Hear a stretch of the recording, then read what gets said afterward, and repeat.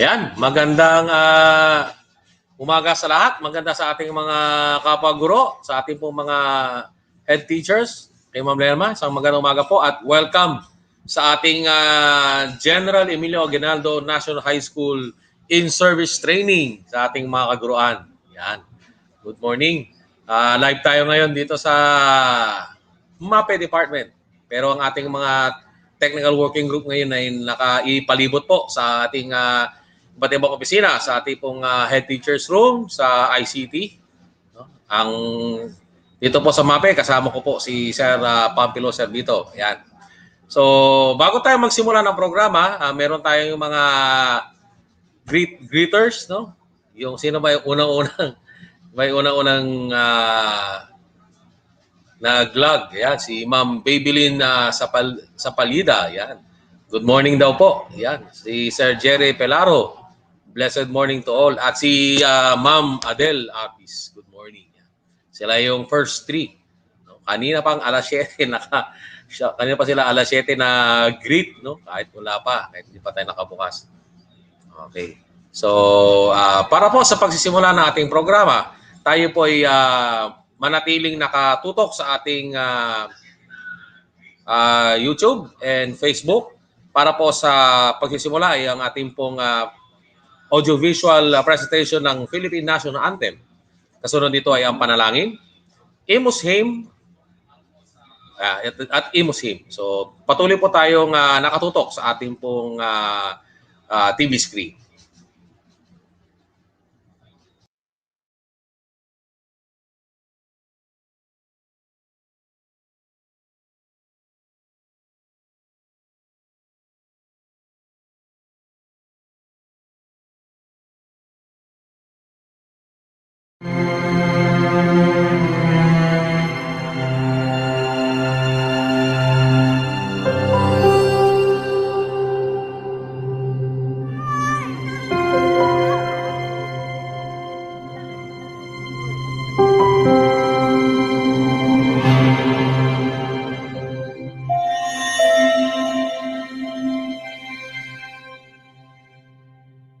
Mga kababayan, ang pambansang awit ng Pilipinas.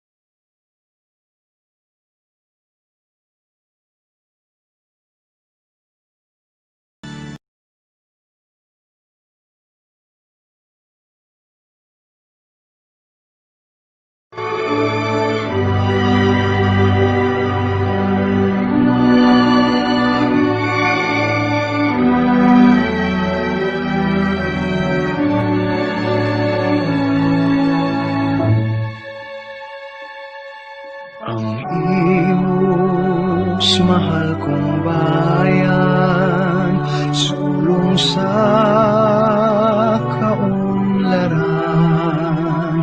Dito'y payapa at masagana, kay ganda ng kapaligiran.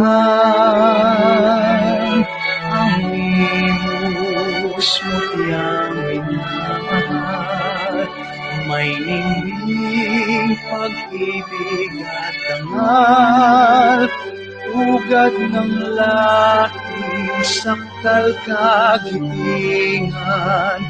Inang bayani may kadakilaan, tigib sa puso, pag-asa't kalayaan. Kapuri-puri mo sa ating bayan, ang imos mahal kong bayan, sulong sa kaunlaran. Dito'y payapa at masagana, kay ganda ng kapaligiran. Ang imos bagyang minamahal, may ningning pag-ibig at dangal, ugat ng lahing sakdal kagitingan. Inang bayani may kadakilaan, tigib sa puso, pag-asa't kalayaan. Kapuri-puri mo sa ating bayan, anong ligaya ang dito'y silang. Kapuri-puri mo sa aking bayan, kapuri-puri mo sa aking bayan.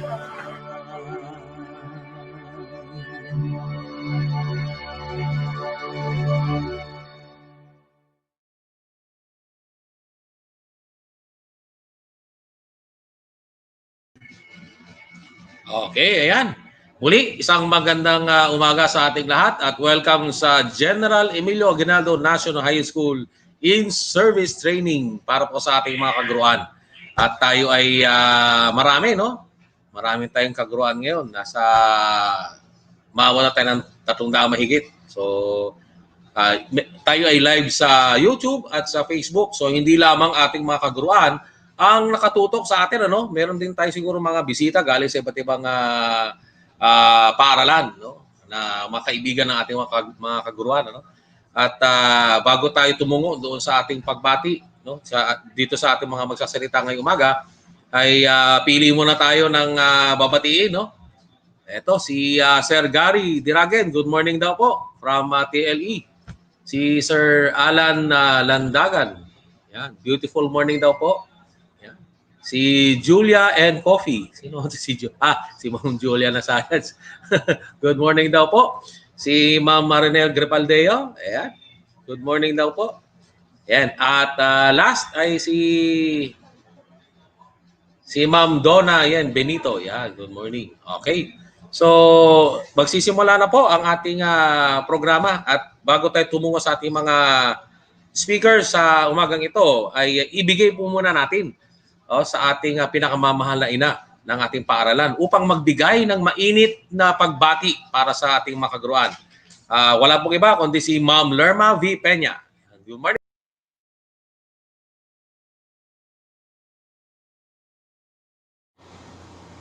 Isang magandang umaga sa inyong lahat.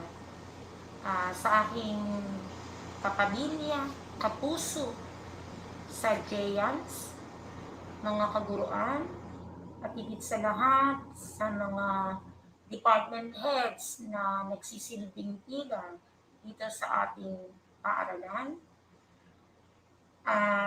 Binabati ko muna kayo ng isang maligayang nalalapit na Pasko sa ating lahat. Sa kabila ng ating dinaranas na pandemya, ako ay labis-labis pa rin natutuwa dahil ating naisasagawa kung papaano natin i-cater ang ating mga batang pumili ng modality sa online at gayon din sa modular. Tapos na tayo ng first quarter at this coming January 4, mag-start tayo ng second quarter na sana sa tulong ng ating mga department heads habang tayo ay nagbabakasyon ay naiaayos natin ang paggawa ninyo ng last at anumang ibang activity pa na para maitugon, para maisuporta at makatulong sa kaalaman ng ating mga mag-aaral. Sa araw na ito ay tayo ay na may programa at gagawin natin ang ating INSET, our in-service training. Inaasahan namin at nating lahat ng bawat isa sa atin na maisagawa natin ito ng maayos sapagkat through this INSET or this in-service training ay makakapagpadagdag ka ng inyong kaalaman, karunungan, upang mapalakas pa ninyo ang paraan ng pagtuturo sa ating mga mag-aaral. So, sinabi ko sa mga department heads na we have 1 day plenary and then the 2 day ay magkakaroon ng breakout session na aming itong pinag-usapan, pinagpulungan na pare-pareho na ang mga topics na i-discuss dito sa inyo during your breakout session na kung saan ay mapapalakas ng bawat isa sa inyo ang paraan kung paano mapapalakas ang kalidad ng pagtuturo na sa ating mga mag-aaral. At gayon din, isang paalaala sa inyo na maging maayos tayo sa ating mga lahat ng gawain. Maging unawain tayo, magkaroon ng patas, at kung sa panahon ngayon sa pandemya, imposible na maging patas, kundi ang nangangailangan ay yung kung paano nyo uunawain ang ating mag-aaral. Gayon din ang mga magulang kung saan nakita ko sila na nagtitiyaga ang mga magulang para kunin ang kanilang module ng kanilang mga anak. Wala tayong problema sa online pero meron pa rin ako naririnig na humihina ang internet ng ating mag-aaral. So inaasahan ko na ang mga online teachers, alam niyo ang paraan kung paano niyo babawiin ang kakulangan ng bata at humina ang kanilang internet. Gayon din ay tayo ay dapat magpasalamat dahil kahit paano ay tayo ay natutulungan ng ating LGU na by this time ay pipili ng mga ilang bata o mag-aaral na walang kakayanan sa internet connection na kung saan ay mabibigyan. So, hintayin natin itong pagkakataon na to na makakatulong ito sa ating mga mag-aaral. At kung sa mga gawaing activity sa ating paaralan, patuloy tayo na mayroon tayong ipapasok na marka sa ating Form 138 sa ating card ng ating mga mag-aaral.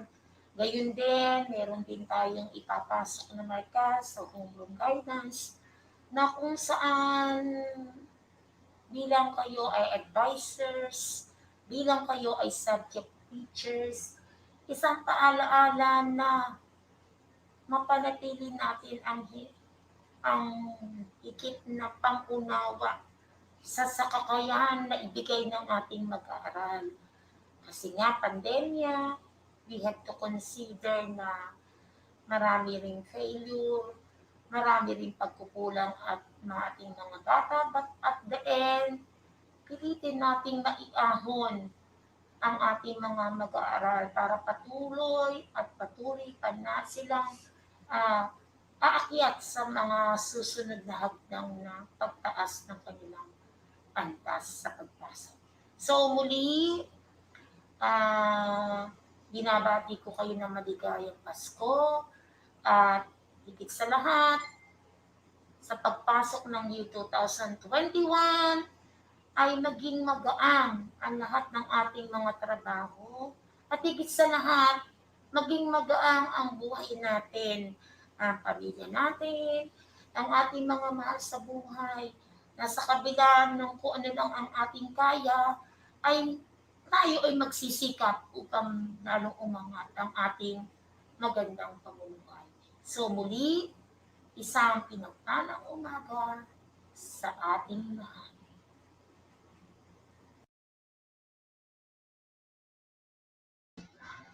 Ayan. So magandang umaga rin po at maligayang Pasko sa ating pong nanay, no? Ating ina na ating paaralan, ang General Emilio Aguinaldo National High School. At bago uli tayo tumungo sa susunod na tagapagsalita, no? Ang magbibigay sa atin ng panayam, ay batiin muna natin ating mga greeters dito, no? Unahin muna natin si Professor Norman Fortun. Shout out daw, Master Bob. Si Ma'am Chloe Franco, alias Ma'am Miriam, yan, ng MAPE Department. Good morning po. Si Ma'am Daisy Paina, yan, nagpapabati din mula sa Pagadian City, Zamboanga del Sur. Yan, nagpapabati sa atin. Si Ma'am Rosemary Soriano, good morning daw po. Si Ma'am Marilo Cuevas ng Araling Panlipunan, good morning daw po. Yan. Sino ba? Si Ma'am Cheryl Karag ng English Department. Good morning. Yan, ang kapatid ko, si Frances Pauline Mateo. Good morning. Si Ma'am Telly Mahumot. Yan. Ito yung mga kasama dito. Si Sir Marlon Silva. Good morning daw po. Yan. Galing sa Math Department. Si Ma'am Rosalie Racoma ng TLE. Good morning. Si Sir Renz daw po, Sarmento. Isang pagbati daw. Sir, magandang umaga sa iyo. At syempre, meron dito personal pang nag-message. Sir Melvin. Good morning daw po, sabi ni Sir Melvin. Yan. Okay. So, para naman po sa introduction ng ating mga participants, ngayon inset po natin, ngayong umagang ito ay tinatawagan po natin ang head teacher 4 ng TLE Department. Walang iba kundi si Ma'am Crisanta F. Caudal. Good morning, everyone. Ang ganda ng pangalan ko, Crisana na pala. Bagong binyag yan. Okay, so, magandang umaga po sa unang araw ng ating inset. At ito po ang mga dapat or inasahan natin na makakadalo sa ating in-service training. So from Filipino Department, we have 47. English Department, we have 52. Math Department, we have 47. Science Department, we have 47. AP Department, we have 40. MAPE Department, we have 48. And the TL Department is 51. Plus the ESP, 36 teachers. So, sa ating pong pagsilip kanina sa attendance po natin ay meron pa pong mga hindi pa po ata nakakapag-log. So pakialalay na lang po na sana tayo ay makadalo at inasahan po ang lahat ng ito ay meron po tayong 368 teachers. So yun lang po. Maraming salamat at magandang umaga. Ayan, magandang umaga po, Ma'am Christy. Ang Crisanta Caudal. So, Crisanta po. Ayan. Okay, so may mga pagbati rin tayo dito. Si Ate Mitch Baltasar sa English Department. Pa-shoutout daw po. Yan. Si Ma'am Iris Bakiran. Yan. My favorite teacher, Ma'am Iris. Good morning daw po. Si Ma'am Rona Alberto. Good AM sa nani ng TLD Department. Yan. Si Ma'am Christy Caudal. Okay. Sino pa ba ang mga nandito? Si Ma'am Divonry Ann Besana. Good morning. Si Ma'am Margil Rolio. Good morning po from ESP Department. Yan. Si Ma'am Princess Poniente. Good morning. Yan. So, marami-rami na tayo. Konti na lang at tayo ay nasa 366 na. Sabi nga ika ni Ma'am Crisanta Caudal. Yan. Okay, at para naman po magbigay ng house rules, eto. Bago ko po ibigay sa inyo ang ating pong butihing head teacher ng math, makisusuyo lang sa ating mga kaguruan, no? Na tandaan po na house rules natin. So hindi lahat ng pagkakataon ay tayo ay makakapagbigay ng katanungan. So hintayin po natin matapos, no? So ngayon po ay ibibigay ni Ma'am Villanueva ang house rules po para sa ating pangumaga activity. So ito na po ang ating pong head teacher 6 ng Math Department. Walang iba kundi si Ma'am Beth Villanueva. Good morning po, Ma'am Beth. Yan, nakamute ang ano. Pinutin lang po yung unmute. Yan. Morning. Okay, morning po. Sir, good morning. Thank you. Okay, good morning po sa ating lahat. So, to start with our training, syempre meron tayong ilang house rules na dapat nating sundin.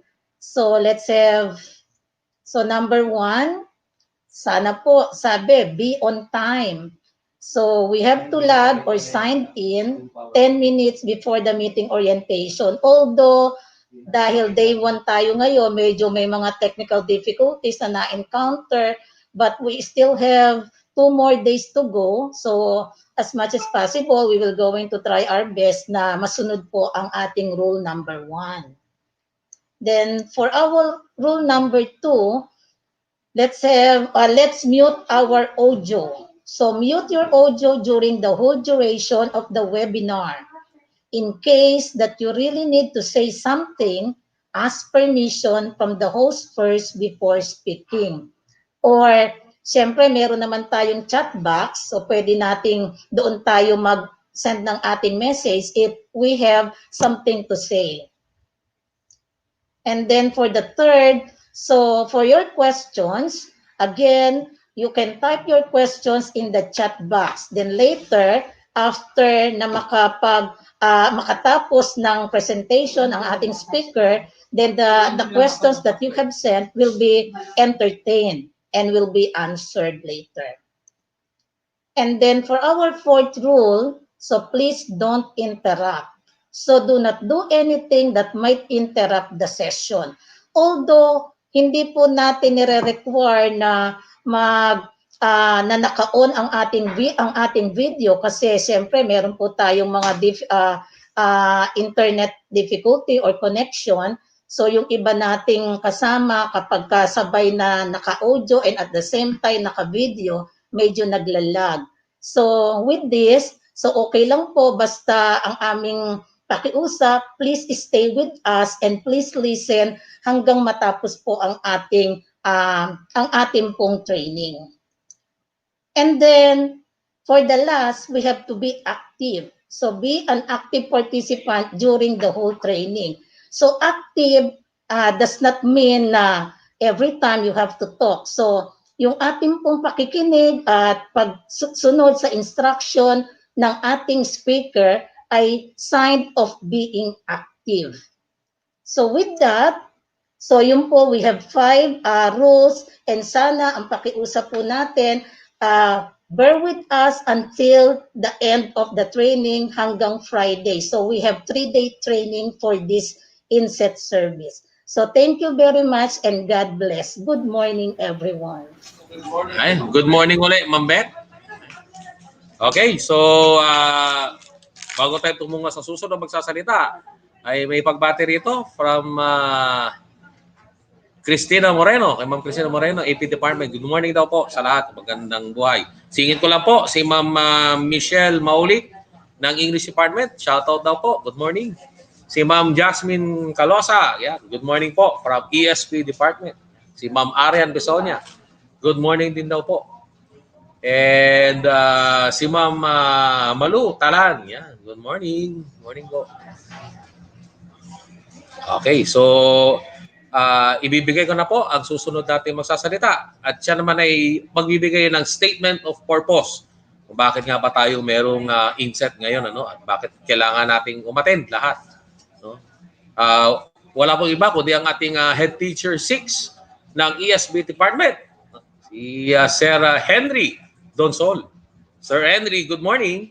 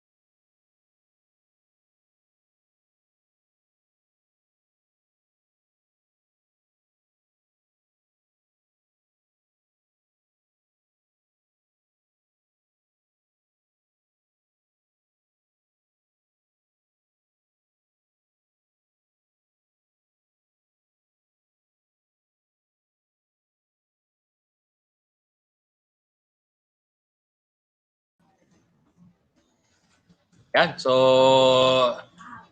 pasensya na po mga kapatid, no?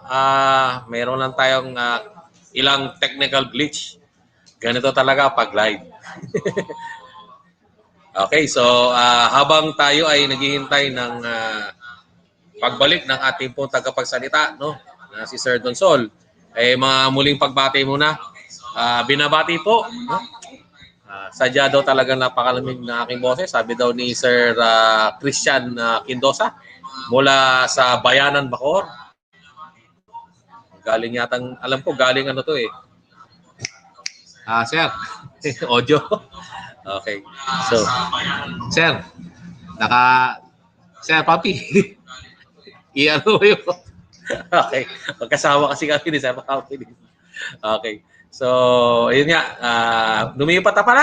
Laki taga Malagas ang tong kumpanya natin. Ano? Ayun. Si Ma'am Gracia daw. Good morning daw po. Ma'am Grace Benaventura from English Department. Pa-shoutout daw po. Sino pa ba? Ayun. At meron din tayo si Ma'am Ana Abellanosa, no? Good day to all. Yan. Si Ma'am Jasmine Calyosa, ayan, kanina nabati na natin, ano? Si Ma'am, si Sir Ricky Mosquera, good morning daw po. Kape-kape daw. Sensya na sir, di ako nagkakape. Inaantok ako pag nagkakape.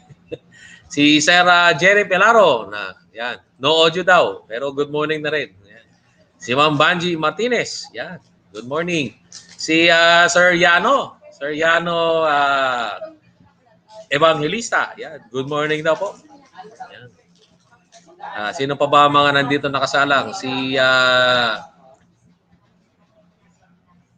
Ma'am Lolita Longasa, yan, good morning daw po from Math Department. Okay. So kung ready na tayo? Okay, so ibabalik po natin si Sir Henry Donsol para po sa statement of purpose. Ano nga ba 'yan? At ano bang bakit ba tayo nandito, no? At bakit tayo may inset? So papaliwanag 'yan ni Sir Henry Donsol. Good morning, Sir Henry.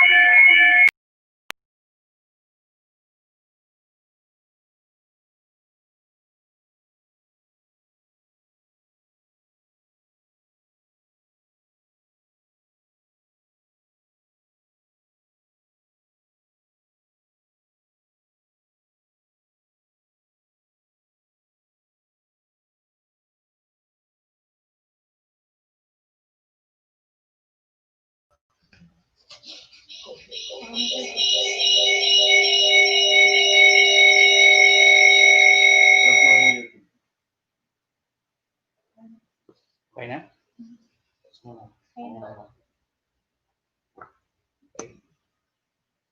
So, good day, Emiliano, proud Dumiseño. For our statement of purpose, please lend me your attention.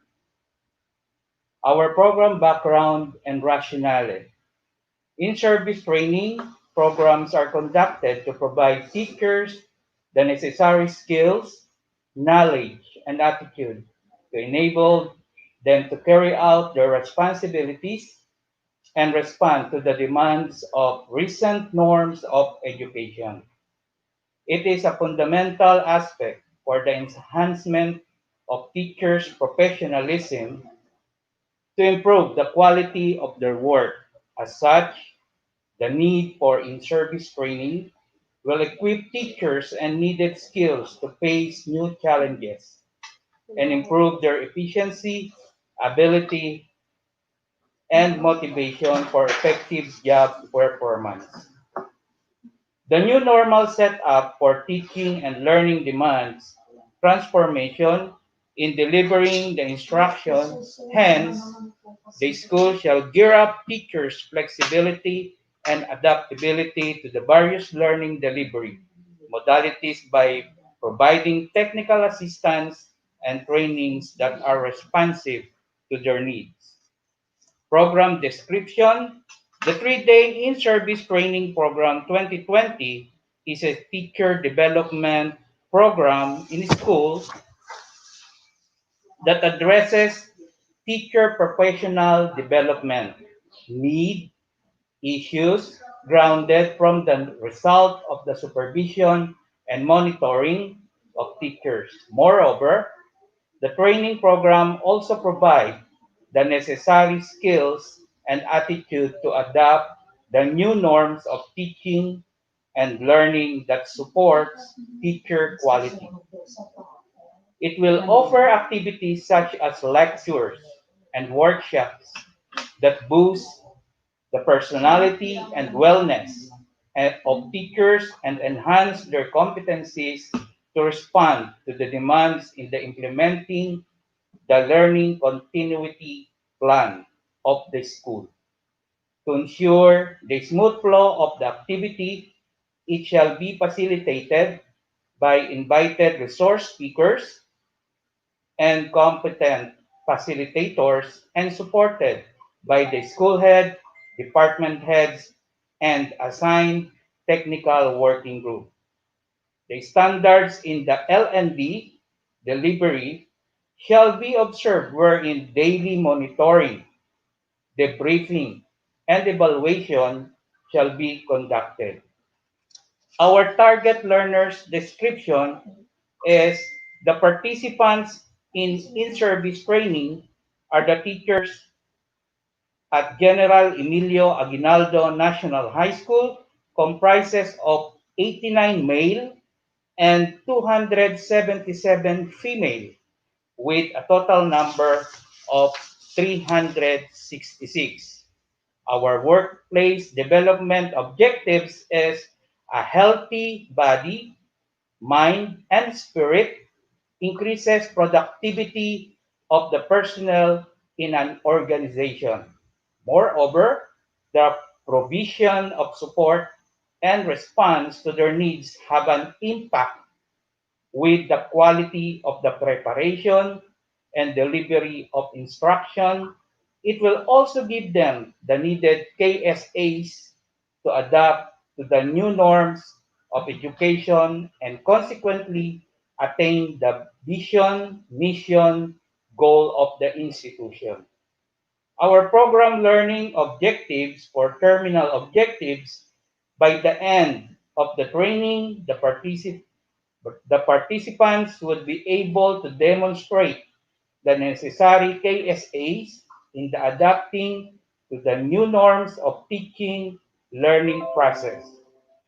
For enabling objectives, number one, acquire wellness, mental health, and psychosocial support. Number two, gain understanding in the mode of supervision and provision of technical assistance to teachers. Number three, share practices in the implementation of the various learning delivery modalities. And the last is enhance instructional skills and materials in different modalities. Workplace application project or the job embedded learning. After attending in the in-service training, the teachers will boost their motivation, productivity, and morale in adapting to to the new norms of the teaching-learning process. They will have self-awareness and gain confidence to surpass the challenges brought by the new setup of education. They will be further equipped with the skills and attitudes demanded by the different learning delivery modalities. To sum up, the 3-day in-service training program 2020 will be implemented today, beginning today, December 16 to December 18, 2020. It will be participated by the 366 teachers from the different departments. Plenary sessions and breakout sessions per department will be done virtually or face-to-face if applicable.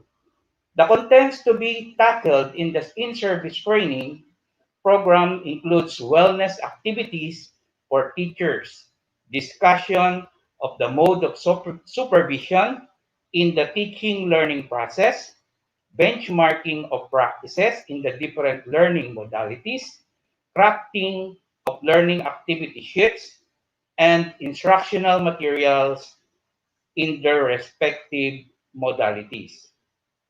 So that's all, folks. Let us sit back and relax. Happy learning, Geanhs family, and God bless us all. Ayan, maraming salamat Sir Henry sa ating pong patutunguhan ng ating pong inset ngayong araw na to at sa mga susunod na araw pa. Ayan, at bago uli tayo magsimula, bago tayo tumungo doon sa ating susunod na kabanata ng ating programa ngayon, bati-bati muna si Sir Ash, no, ng ating English Department. Good morning daw po. Wala audio. Ayan, ngayon meron na. Si Ma'am Marie Habalera. Ayan, si Mare. Hi po, Sir Pa. Good morning po sa lahat from TLE Department. Ayan. Si Ma'am Merita Domingo, no, from Math Department. Good morning daw po. Ayan. Si Sir Arnel, si Ka Arnel Candelaria ng MAPE Department. Good morning daw po. Ayan. Si Attorney Lianto, good morning. Wala daw po audio. Ay, meron na, sir. Okay. Si Ma'am Pam Luistro, yan. Good morning po. Okay. So, tuloy na tayo. Susunod. At ito na yung pinakamahalaga, ang ating pakikinggan. Pero bago yan, ipakikilala ko muna sa inyo ang mag-i-introduce sa ating mga guest speakers ngayong umagang ito. No? Isang palakpak po para po kay sa atin pong Master Teacher 2 OIC ng MAPE Department. Magpapakilala po sa ating susunod na speaker.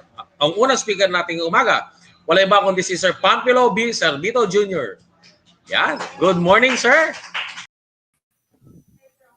Salamat, Sir Bob. At may tagapalakpak pa sa loob.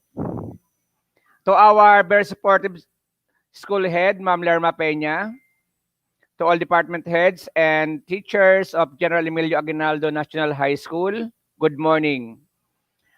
Our resource speaker this morning is a MAPE teacher in General Emilio Aguinaldo National High School, Imo City, with a degree of Bachelor of Secondary Education, major in Music, Arts, Physical Education, and Health at the Western Philippine University. Master of Arts in Curriculum Design, Development, and Supervision, major in MAPE at St. Paul University, Manila. He is a certified event coordinator, NC3 TESDA certification at Concordia College, Manila. He is a badminton coach and trainer in different singing and dance competition. Tagapagsanay sa larangan ng katutubong sayaw in Life Skills Development Center, and he won us first place. He is also a musical theater motivator. social ballroom instructor, street dancing, choreographer of all type of dances and fitness enthusiasts. Currently taking up Master of Arts in Education, major in Physical Education at De La Salle University, Dasmariñas City. Ladies and gentlemen, it is my honor to present to you our first resource speaker this morning. Please welcome Mr. Jeffrey B. Cabreros.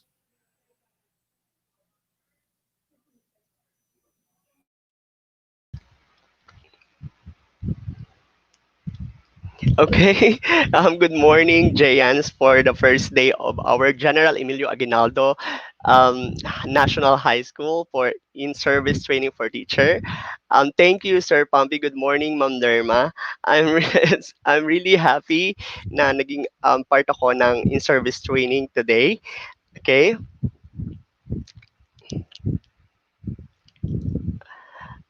Okay, what we discussed today and this morning. Good morning, everyone. Let the sunshine into the sunshine off and a new day and start the day right with a smile.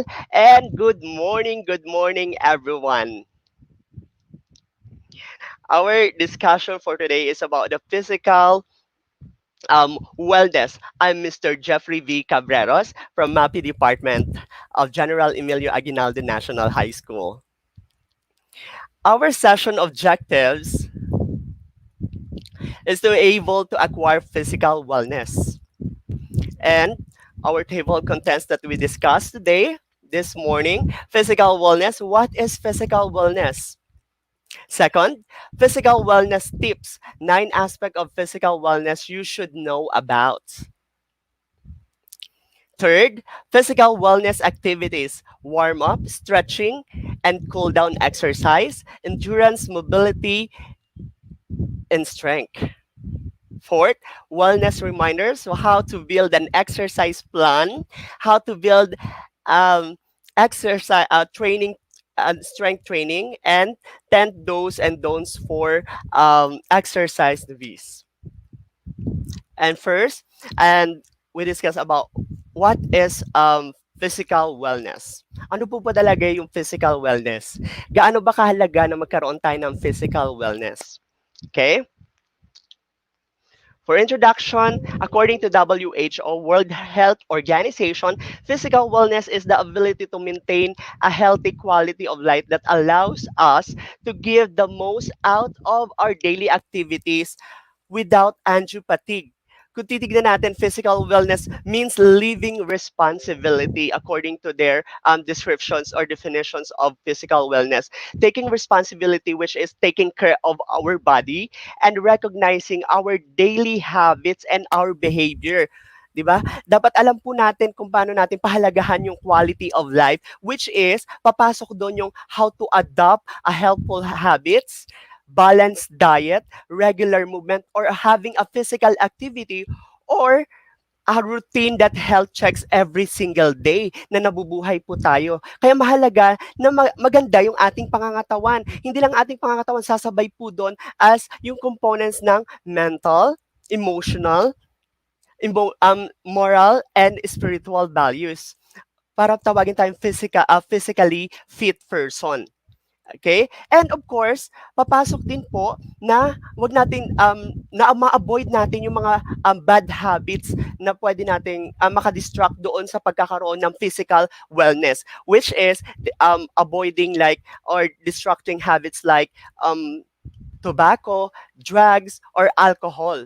And it will lead kapag nakuha natin at mamimit natin yung optimal physical wellness, and we reduce the risk of course, yung naiiwasan natin yung tinatawag na mga chronic illnesses.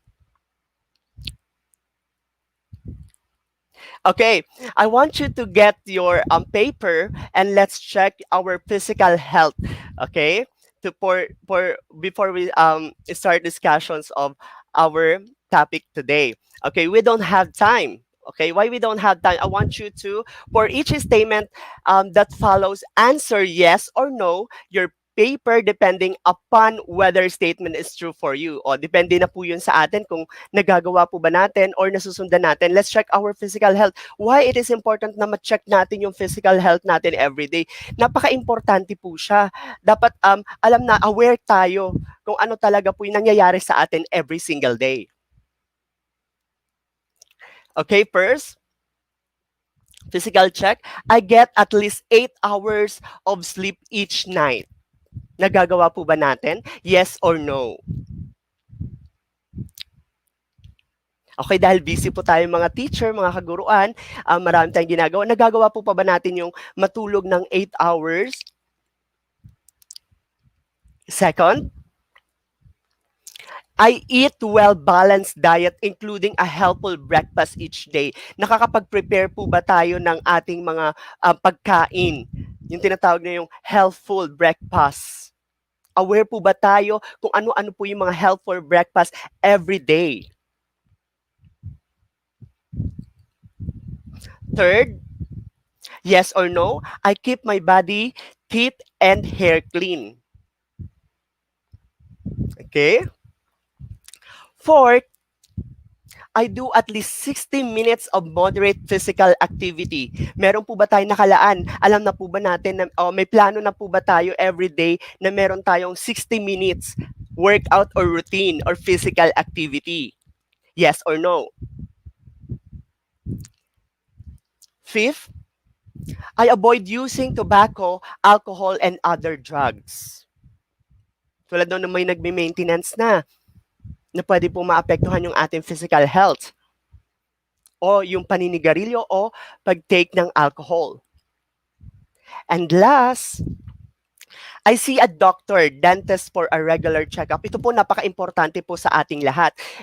Annually dapat meron po tayong medical check-up, which is dapat aware tayo kung ano talaga yung katayuan ng ating kalusugan every single day. Yes or no? Okay. We have an 9 aspect that I researched for this, and I read from some article from Tailor Made Health, www.tailorhealthmail.com, physical wellness aspect, which is, this is a journey where kung talagang aware po tayo sa mga nangyayari sa ating physical. Okay? This 9 aspect help us you should know about. And the first thing for that is diet. Okay, ano po ba yung diet? Alam po ba natin yung ating pinrepare na pagkain? Number 1 doon na aspect for our physical wellness know about is our diet. Ang unang-una sa lahat, syempre, kung ano po yung pinrepare nating pagkain, ano yung kinakain at inire-ready natin araw-araw, yung diet ba natin, nagagawa ba nating balanse siya? Kasi kapag tinawag mong balanse, you are really aware first of your weight. Kasi hindi tayo basta-basta maglo-lose ng ating calories o magko-consume ng mas marami namang calories dahil kailangan natin. Hindi ganon. Ang pagbabalance diet, we eat balanced diet which is at least 5 portion of fruits or veggies a day. Ayun nga sa tips na binigay ng Tailor Made Health. And of course, we cut down eating salty food, 'di ba po? Yung sugar, yung fats, very fatty foods, okay? And yung pagkain natin outside, yung pagkain ng fast food, dapat ma-minimize natin ang pagkain natin ng fast food. Alam naman natin po yun. And make sure it getting enough nutrients every single day. And isa pa, and hydrate properly. Okay po? And the second aspect is our physical activity. Yung mga ano po ba yung physical activity natin everyday? That aware tayo kung ano yung physical activity na ginagawa po natin.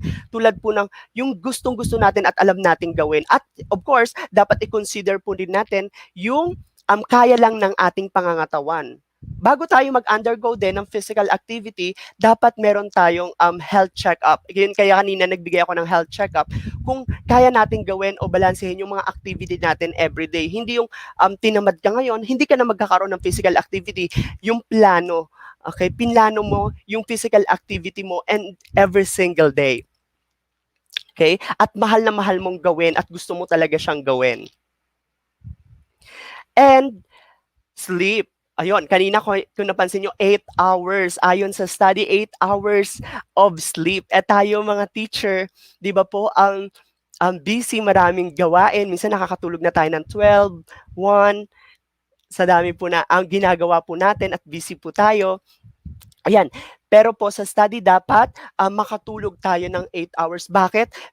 Pwede itong mag-lead kung saan magkaroon tayo ng karamdaman sa physical na extreme fatigue, stress, papasok po yung mga yon. Yun yung tinatawag na a constant disruption na mangyayari kapag kulang po tayo sa tulog at nararanasan po natin yan.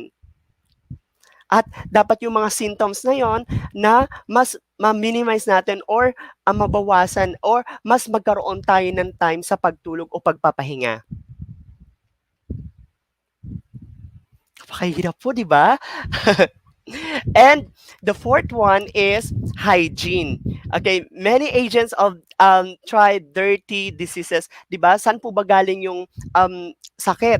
Nandiyan lang naman yun sa ating kapaligiran. Kapag hindi tayo nag-ingat sa ating sarili, hindi tayo iningatan ang sarili tulad ng pagligo araw-araw. Kaya tinanong din nyo kanina sa health check kung nalilinis natin ang buhok, ang ating pag-toothbrush. Okay po? Lalo na ngayon sa panahon ng pandemic, ang paghugas ng kamay, di ba po, ang pag-alcohol, hindi tayo lalabas ng bahay nang hindi natin magagawa yung mga bagay na yun kapag hindi tayo maayos sa ating hygiene para mas maiwasan natin yung mga diseases na makakaapekto sa buhay natin.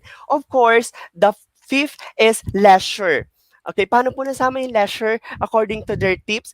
And pursuing our goals ahead, it might sound that health is indeed wealth, diba? Ito yung ating kayamanan. Sometimes, bigyan naman natin yung ating sarili kapag pagod na tayo. Bigyan natin yung sarili natin na tumigil naman na tayo sa ating buhay. Stop muna tayo sa ating mga gawain. Even we are really busy.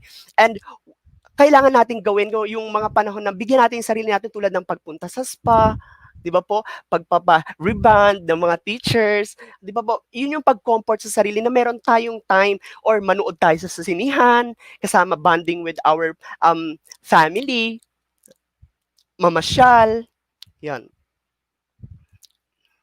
And, six po is avoidance harmful substance, which is the study which science efficiently established proven dangers of smoking. Di ba po? Talaga po, kapag tayo ay nag-smoke, you start now thinking of it na kailangan i-quit na natin siya. O hindi naman natin siya biglang i-quit. Di ba po? Moderately. Kailangan po nating matutunan yung ma-avoid natin yung mga bagay na makaka-harm sa ating kalusugan. Tulad nga po ng pag-take ng alcohol. Po. Next. Sorry for 7. Next po, regular medical examination. Kaya kanina sinama ko yun doon sa health check natin. Nagagawa po ba natin itong regular medical check-up or annual check-up?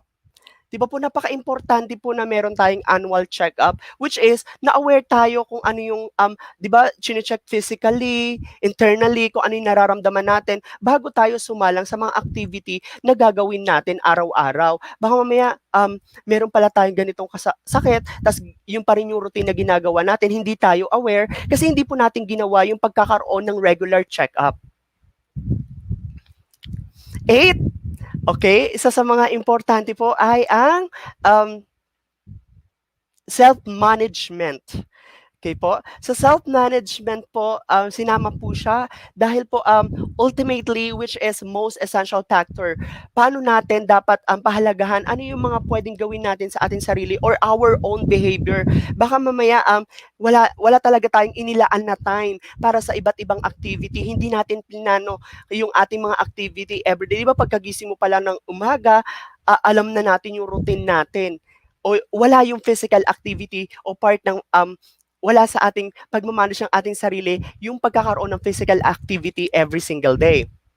And only getting acquainted for yourself is pinpoint that your life is improving, which is you are straightforward to seeing that many people struggle with this kind of yung pagmamanage nga na minsan hindi natin na manage ng tama yung ating sarili. Biglang meron hindi naman yung araw na to wala naman tayong pupuntahan, pero nagkaroon tayo ng another activity, nagdagdag tayo. O hindi naman tayo pwedeng magbawas. Pwede tayo magdagdag ng magdagdag. Pero sa pagdadagdag na natin ng ating activity in everyday, pwedeng maapektuhan yung sarili natin. Tulad ng hindi na natin ma-manage ng tama yung ating mga gawain. Okay? We'll have a physical wellness activities. This is our suggestions for you because nga po uma-attend ako ng mga fitness training. Katulad ko po nagwo-workout ako.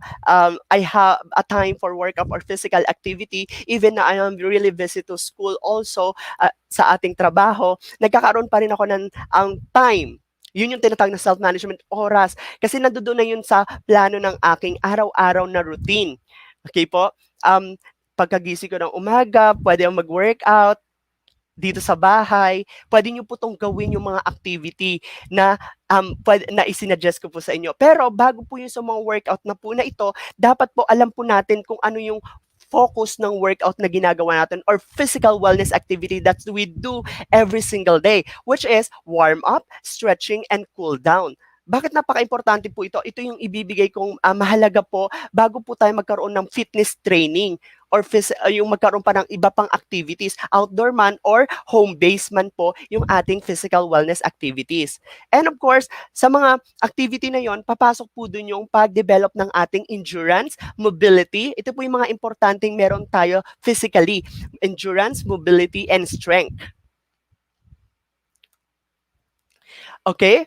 For warm-up exercise, what is the main purpose of a warm-up activities? Sabi po,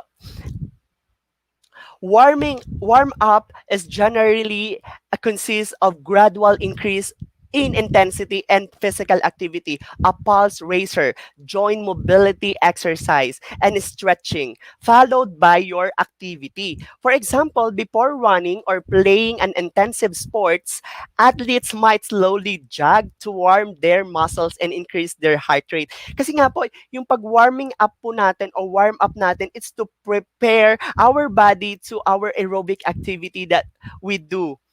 Diba po? Doon po nagkakaroon ng gradual revs of your cardiovascular system. It's raising your body temperature and increasing your blood flows na or muscle na naka-ready na po yung ating pangangatawan doon sa activity gagawin. Okay po? For warming up, it also helps reduce muscle soreness. Kapag gumawa po, bago tayo mag-lead sa ating physical activity, nagawa po natin yung warm-up kung saan makakatulong po to sa pagbabawas ng ating muscle soreness or lessen our wrist injury. Okay, this is a warm-up exercise that I recommend to you. Even some professionals and I read and research about it about this. This is really simple exercise na pwede po natin gawin sa bahay. Yung makikita niyo pong video ay video ko na ginawa po yon sa workout gym kung saan po uma-attend po ako ng aking workout fitness activities.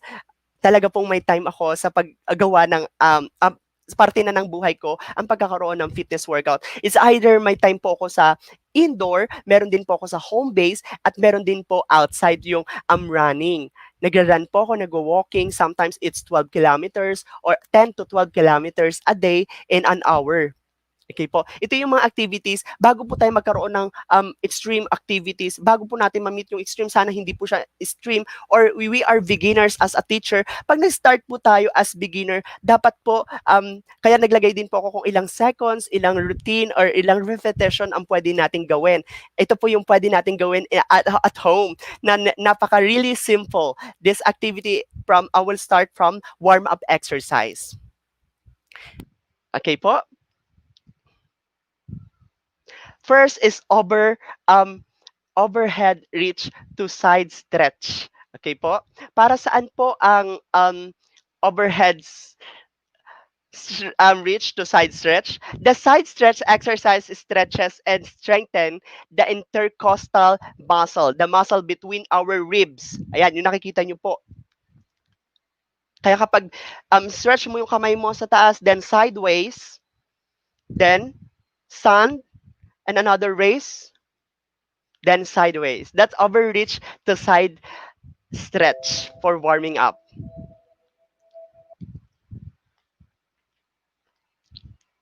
Okay po? That's overreach to side stretch. Okay? The next warm-up exercise is jog in place. Ito po napaka-simple. Sa bahay, kaya-kaya natin mag-jog in place. Depende na po yung sa kakayanan natin kung gaano po karami o kahaba ng oras. Pero sometimes it's 30 seconds, then pause or rest, another 30 seconds, then rest. Lagi po siyang may rest. Okay po, hindi po tuloy-tuloy or kung kaya po natin ng 1 minute ayon sa kakayanan ng ating pangangatawan, mararamdaman po natin na kaya po natin gawin yung ganitong klase ng exercise. Okay? Sa jog in place, a complete at-home workout. Focus on cardio exercise. It is entirely possible even if through differently. Yan.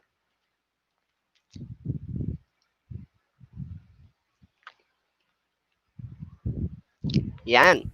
Okay, jog in place. Next, high knee march, a cardio-intensive exercise performed at a fast pace. It engages you to core strength, all the muscle in your legs, of course, gets your heart rate, and improves your momentum, coordination, and flexibility.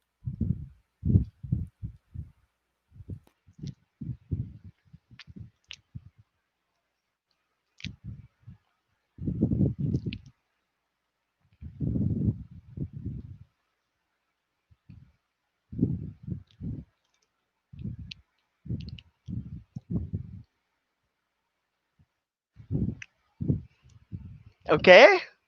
High knee march. Hurdle steps. It is a challenge by bilateral mobility and stability of the hips, knees, and ankles.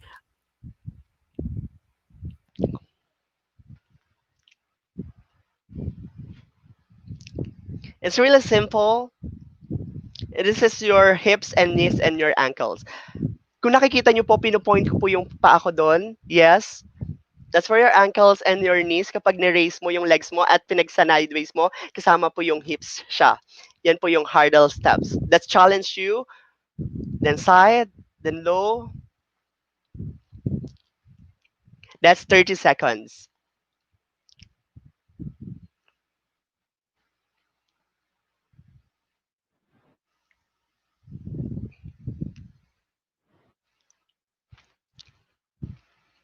Okay? Next warm-up exercise that I recommend to you is also hip lifts, a tone for the spinal erectors muscle, spine, our back, which boosts core strength for improved power and performance in every activities that you do. It is for 30 seconds. Your life position, you have your mats, then proper. If you can see my back, okay, chest out, while lying position, may proper on your legs, kung ilang degree po yung layo ng inyong binti doon sa paghiga, dapat po proper po yun, at tumatama po yung ating butt doon sa ating mats or sa floor or ground. That is hip lifts.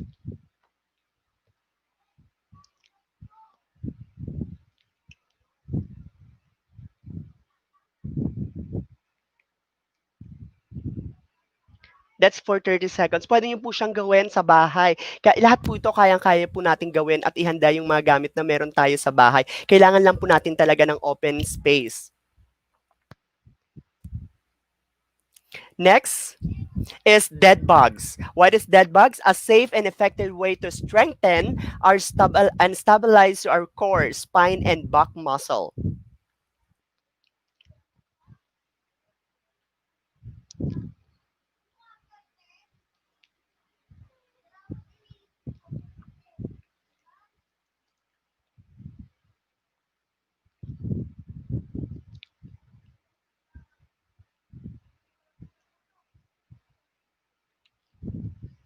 Okay, this dead bugs. At dapat po align po yung ating arms to our legs alternately. Yan. Dapat proportion po yung paggalaw ng ating kamay sa ating binti. That is dead bugs. Next, bird dogs. Improves stability, encourages a neutral spine, and relieves low back pain. O yan, yung masakit lagi ang ating likuran, pwede po natin itong gawin para ma-relieve yung ating low back pain. And it is strengthen your core, your hips, and back muscles. It's for 50 seconds alternating. It's really simple.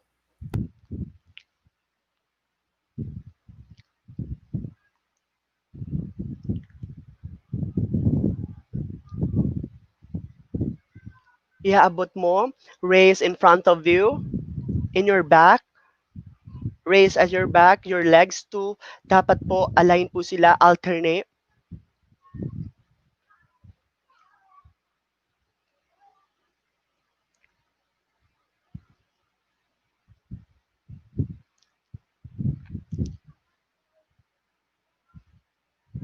Okay? That is for warm up exercise. Why is warm up is really important? And for instance, how long do we be a warm up? Pwede po siyang pwede ko ay mamili doon ng yung binigay ko. Marami lang po yung warm up na yun, pero pwede niyo pong i-cut down doon kung saan niyo po yung kaya ng ating pangangatawan. Isa po yun sa mga i-recommend ko tips na maibibigay po sa inyo. At least warm up at least 5 to 10 minutes lang po. Hindi naman po sobrang haba. Okay po? Pwedeng meron ka lang 3 doon o 2. At depende po yung warm up kung ano pong activity ang gagawin po natin or strenuous activity na gagawin po natin. Hindi po tayo nag-warm up. Meron pong iba't ibang warm up. For example po, tayo po ay magra-running outdoor. Okay po? Pag nagra-running po tayo, iba naman po yung warm up for running. Halimbawa tayo ay swimmer, magsiswim tayo. Iba naman po yung warm up for swimmer. Meron particular or specific warm up in each activity na ginagawa natin in single day. Dahil sinabi din po doon as first large muscle na pwede natin ma-develop tulad ng iba't ibang parte ng katawan natin na dinidevelop natin in that particular warm-up exercise. Okay? For instance, it's planning, you are going to bike, nagbabike din po ako. Ayun, kaya nagkakaroon po muna ako ng warm-up bago ako mag-bike. Tulad ng na-bike ko na po yung Alabang. Ayun, ilan pa lang po yung pinakamalayong na-bike ko. Alabang to Imus. Ayan, syempre pabalik dito sa Imus. Bago ko po yung ginawa, pagising ko ng umaga, kailangan ko muna magkaroon ng routine na warm up. Kung hindi po, hindi ko kakayanin yung ganong kalayo, kung ilang kilometers po yun yung na-bike ko, na pwedeng maapektuhan, yun nga po, para ma-lessen yung ating pagkakaroon ng injuries. Kaya nagkakaroon po ng warm-up. And for the bottom line, for warm-up, I want you to know that warm-up is helpful to boost also your flexibility and to be, if you are an athletic performance, di ba po, nakakatulong kaagad po yung warm-up and to, yun nga po, sinabi ko kanina, nare-reduce po yung ating injury na mararanasan doon sa particular na activity na ginawa po natin. Tulad po ng mga basketball player, di ba po, they have appropriate warm-up or specific warm-up they do before undergo to the game. Kaya po, napaka-importante sa ating lahat kapag meron tayong iba't ibang activity o ngayon pa lang na maranasan natin at alamin natin kung ano yung specific warm-up na kailangan po natin doon sa mga activity na gusto po nating gawin. Okay po? Next, stretching exercise. Why is stretching important? Pagkatapos ng warm-up, you need to stretch.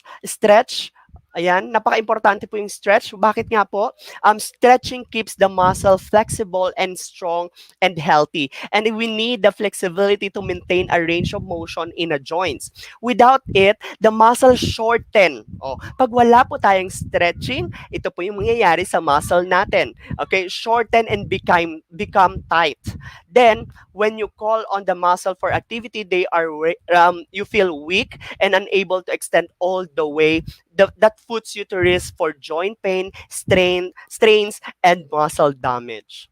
Dahil napaka-effective po na magkaroon po tayo ng pagkatapos mag-warm up nung stretching na gagawin po natin. Tulad po na may tinatawag na static stretching which is most effective at the end of your workout. pagkatapos ng workout natin, meron tayong ginawang stretching. Hindi po tayo, it consists stretching to heal the period of time na makatulong na malusen naman yung muscle natin to connected tissues. Hindi po yung pagtapos natin mag-warm up, magkaroon ng activity, wala man lang tayong stretching or wala man lang tayong cool down na ginawa. Okay po? It helps also, yung sabi ko nga kanina, yung motion of flexibility. Naiikot, na-rotate mo pa ba yung arms mo? O kapag ni-rotate mo na, ay masakit na? O yung hita mo, na-rotate mo po ba yung iyong feet, yung ankle, yung mobility nun? Kaya po ba natin pa yon? Flexible po ba siya yung motion na yan? Kahit simple na ito, kapag napagod tayo sa pagkukomputer, pagsusulat, o pag-ikot mo o pag-rotate mo ay masakit na yung iyong wrist, nakakaramdam ka na ng kirot. Yun po. Okay? Sometimes also the static stretching or stretching gives to increase motion of our tricep stretch, hip flexor, yung hip, yung tricep natin. And kapag naglalay tayo ng exercise, lying hamstring stretch, yung kanina pinakita kang hip, lip dun sa warm up. Okay po? Isa po yung malaking tulong ang pagkakaroon ng stretching. Ito po yung mga stretching workout exercise na marirecommend ko po sa inyo. It's really simple also that we can do also in our home, at home. First, adduction stretch. It is developed inner thigh that support balance and alignment. It is recommended to hold each stretch for 20 to 30 seconds. Pwede pong nakastop, pwede pong gumagalaw. Tignan nyo po. Panoodin nyo po ito. Yan. Your legs, your proper portion from your butt, from your hip at your lower back in front.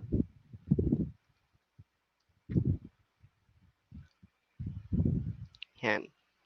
Okay po. Tingnan po maigi. Lagi po yung ating shoulder naka-upright. Upright shoulder. Our level of our body is proportion from our lower back to our legs. That's abduction stretch. Another stretch exercise is quad stretch. The purpose of this muscle is to strengthen the legs and extend the knees. It is recommended to hold each stretch, okay, for 20 to 30 seconds. 30 seconds. This is the quad stretch. Yan. Usually, nagagawa na po natin ito. At kaya po natin gawin. Kapag runner ka, bago ka tumakbo, yun, pwede po natin gawin yung quad stretch po na yan. Sabi ko nga po, hold to 20 to 30 seconds. Pero dyan po, pinakikita ko lang kung paano po yung proper or yung gagawin nyo po doon sa quad stretch. Okay? Next is for a stretching exercise is calf stretch. For calf stretch, stretching this muscle will prevent injury to ankle and the many little muscle that help stabilize the ankle and possibility of tearing your Achilles. Okay? This is the exercise for calf stretch. And you can hold and stretch your body, your upper shoulder, then another side of your legs and your body, then hold. Kung napapansin niyo po, dapat po yan, ang paggawa po nung, mula sa warm-up, stretching, ayan po ay merong pag-inhale at exhale. Huwag po natin kakalimutan yun, ha? Napaka-importante po nun. Okay? Habang yung ginagawa niyo po yung activity, hindi pong hino-hold po ang pag-inhale at exhale. Kasi sometimes kapag gumagawa tayo ng activity, nakakalimutan natin ang pag-inhale at exhale.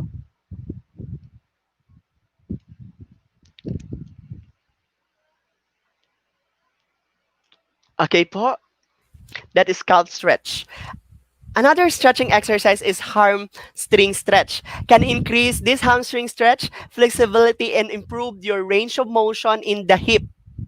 Ito yung sa bewang. Kaya minsan, di ba, pag nakaupo tayo ng matagal sa harap ng computer, online teacher tayo, online distance learning teacher tayo, pwede po natin gawin yan sa bahay basta't meron po tayong maps kung napagod na po yung ating hip sa kauupo ng matagal. Both of these benefits will help people perform daily tasks such as walking kapag umakyat ka rin ng mataas sa fourth floor, tapos bumaba ka mula fourth floor, yun yung ginagawa mo dati sa face-to-face, akyat baba ka sa iyong classroom. Yun po, pwede nyo po itong gawin sa bahay pagka-uwi. Upstairs and bending over and with ease. Ito po siya.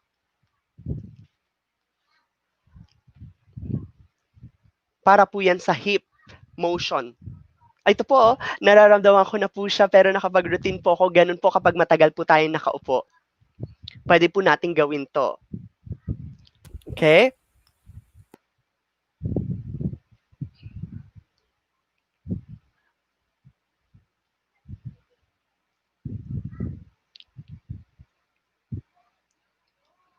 Okay, that hamstring stretch. You can hold for 20 to 30 seconds. Do not forget that. Okay, next stretching is cat stretch. To improve posture and balance, ideal for those with back pain. Tinuman niyo po yung mga talagang nakakaranas na araw-araw ng back pain. Pwede niyo po itong gawin yung activity po na ito. Raise your back, lower, then up, raise, then back. Yan. Gawin niyo po yan, pwede sa kwarto. Di ba po? Kung nahiya po tayo makita ng ating family na ginagawa po natin. Pero wag po tayo mahiya if it helps na makakatulong po para makaiwas doon sa ating nararamdaman or back pain. Ginagawa ko po siya. Yan. Pagpagod na po ang aking likodan. Yan. I-raise nyo lang po. Proper posture, proper positioning, yung arms mula sa shoulder ko, nakita nyo yung aking mula arms, mula dun sa hands to arms, to my shoulder level at the back and my lower back. That is cat stretch. Next, back shoulder stretch can help relieve muscle tension from pain and tightness in the neck. Okay, neck and your shoulder. Ito po yon. Okay po? Tignan po natin yung workout, a back shoulder stretch. Ito po yan. Lie, abot nyo po kung saan po yung mas pinakamalayo. Ayan po yung evidence, nasunog yung aking mga arms at shoulder kasi po nagra-running ako at nagbabike outside. Ayun po. Okay po. Sunog po ang aking arms. Ayun, kitang-kita sa likod ko because I'm do running and have outdoor workout. That is back shoulder stretch. I-stretch nyo po yan kapag yung tension ng neck at saka yung shoulder ay medyo nakakaroon ng masakit. Next po, oblique lower back stretch. Allow us to rotate our torso and bend sideways. Stretching them regularly can improve posture. Makatulong po ito sa ating posture and can help maintain correct spinal alignment. Okay po, ayon din po ito sa study, even you research it, talaga po, prove na po ito na alignment for our correcting or our spine. Pwede niya po natin gawin. Pero hindi naman po strenuous masyado kung meron na po tayong problem sa ating spine. Sorry. Ito po siya. Lie again, position. Then your knees and your feet together. Then sideways. Naka-extend lang po yung arms in sideways too. At lagi po nakatingin doon sa itaas or sa ceiling. Kasi ang torso at saka sideways po yung ating ini-stretch. Kasama po yung inhale, exhaling po dun ha. Wag po natin kakalimutan. Okay? Next stretching is glute stretch. Can help relieve tightness and tension. Okay? Ito po siya. Simple. Gawin nyo po ito. Pwede pong gawin nyo ito po sa bahay.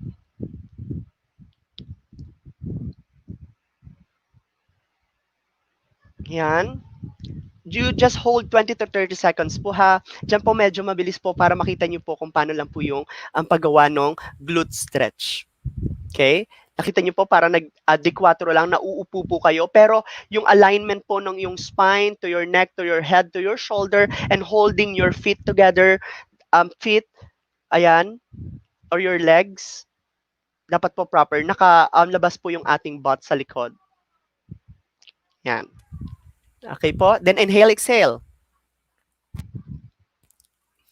Another stretching is chest stretch. Helps to open up your chest. Ito, yung chest. Loosen your bicep, and muscle of your shoulders, which is the stretch also increase your flexibility and helps to improve blood circulation. I think pwede sa, to improve our or help our circulation or blood circulation and posture. Yan, sa likod lang po. Kung kaya nyo pong paabutin sa ulo nyo yan, kung ganun po ka-flexible yung inyong katawan, pwede po. Joke lang po. Sorry, joke lang po yun. Kung kaya lang po ay abot hanggang dun sa pinakalikod po natin, pwede po. Yung may mga nakakagawa po kasing ganon. Yan. Pero wag pong kakalimutan, you have in your proper position, your shoulder out, uplift your head, your feet together. Then inhale, exhale, inhale, exhale. That's for holding for each stretch for 20 to 30 seconds. That is chest stretch. Okay? Next, shoulder stretch. A great exercise for reducing stress and tension and for improved circulation of your shoulder. To, and joint muscles. Paano tong shoulder stretch? Ito po. Yan. Yung circulation, namumove. Kasi po, di ba, kapag masakit yung ating balikat, pwede nyo po itong gawin napaka-simple kahit nasa school po tayo. Basta't may space tayo. Kapag napagod po tayo sa kauupo sa school, sa ating mga gawain, kahit sa bahay, pwede po natin ganyan. Ako po ginagawa ko po, pag napagod dito ako, may ginagawa po ko sa bahay. Pag masakit po yung katawan, pwede nyo po gawin. That is shoulder stretch. Pero kailangan po proper posture po ha, yung ating position. Tricep stretch. Improve flexibility in tightened muscle and increase range of motion. Ito po siya. Ito po yung front, yung itsura. Yan. Pwede nyo pong gawin yan. Kahit dyan po, habang nakaupo po kayo. That is tricep stretch. Aabutin nyo po yung sa likod. Ipapakita ko yung likod. Kung paano po yan. Yan po yung itsura sa harapan. Okay? Ito po yung sa likuran. Pag-angat po, abot nyo po. Yan, aabot nyo po doon sa center ng spine, sa likuran ng inyong, baba ng inyong pong neck. Yan, talaga pong inaabot po doon.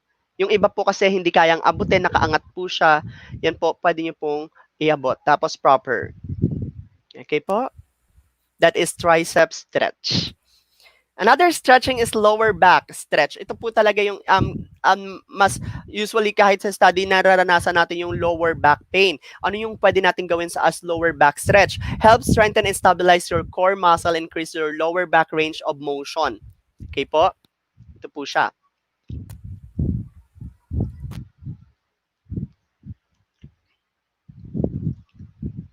Nakita niyo po yung legs ko, nakapatong po doon para nakadikwatro. Hawak ko po yung legs, tapos doon po ako nakatingin sa other side, kasama po nung aking kamay. Okay po? Ito po yung other side po niya, ng lower back stretch.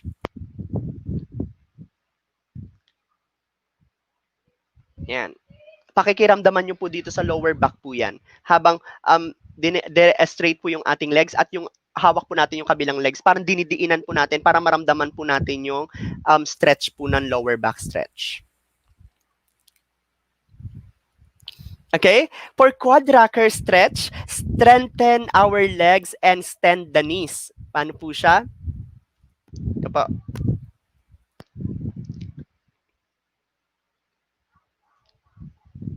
Yan, ang sarap po nito gawin. Gawin niyo po ito kahit dyan sa bahay. Ang sarap po sa lower, sa ating legs and extend knees. Yan. Yan, nakita niyo po yung hips, pati hips and butts po ninyo. Mag-inhale, exhale po kayo. Pag-release, inhale. Exhale. Yan po, inhale. Yan. That is quad rocker stretch. Okay, that is for stretching. Okay po. Siyempre, kapag meron tayong stretching, meron din po tayong, the third one is important, also cool down exercise. Ito po yung kadalasan nakakalimutan ng lahat, even players or some athletes, nakakalimutan nila magkaroon ng cool down after doing their physical activities. Or paggawa na lang activity or ginagawa nila sa kanilang mga activity na kinahihiligan tulad po ng pagbabasketball, hindi na sila nagko-cool down, agad diretso na kaagad. Dapat nagko-cool down at nagko-cool down muna ng exercise. Tulad po ng ano, okay? Ano po ba yung cool down? What is good cool down after exercise? Cooling down is similar to warming up. Halos pareho ng warm up. Kung sa you generally continue your workout session for 5 minutes or but at the slower pace and reduce intensity. Di ba kanina kung sa warming up meron mas 5 to 10 minutes, sa cooling down meron din pero mas lesson na yung paggalaw, hindi na masyadong ikinukool mo na lang yung sarili doon sa or physical activity mo. Cool down exercise at the end of your workout yourself out of strenuous activity. Kasi nagkaroon ka nga ng strenuous activity, dapat mo siyang pagdaanan yung pagkakaroon ng cool down. Karamihan or kadalasan ay nakakalimutan na yung pagkakaroon ng cool down. It stretches your lower chance of injury. Katulad ng warm-up, nalo-lower mo pa yung chance na magkaroon ka ng injury and your it's promote also for cooling down your blood flow and reduce stress of our hearts or our muscle. Hindi siya na-stress doon sa activity ginawa. Kaya gagawin po natin yung cool down. Kahit yung nakikita nyo po, it's really simple cool down doon po sa video yung ipinapakita. Okay? It is plus you'll bring your heart rate or body temperature yung cool down na bumaba na siya at bumalik na siya sa normal na pag-pump or pag-heartbeat. Okay po, yun yung tulong at ganda ng cool down. Here are some example of cool down activities. To cool down after a brisk walk, slowly 5 to 10 minutes. To cool down after run, walk briskly for 5 to 10 minutes.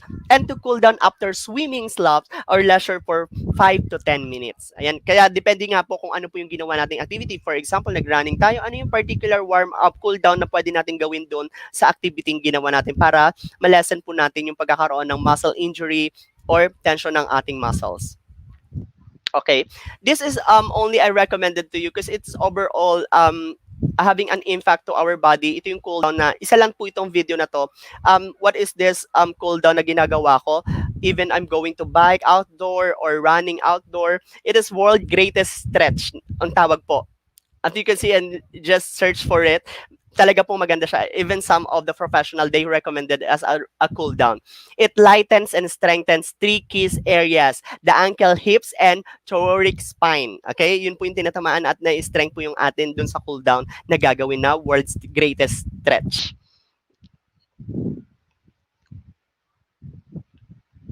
Up, back, back, back.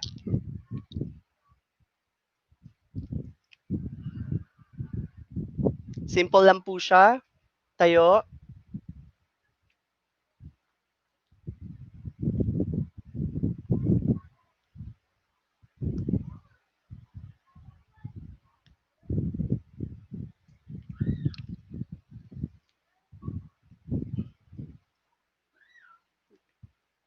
Halimbawa po, nag-running po kayo, nag-walking ng haba, gawin nyo po mag-cool down ng dahan-dahan.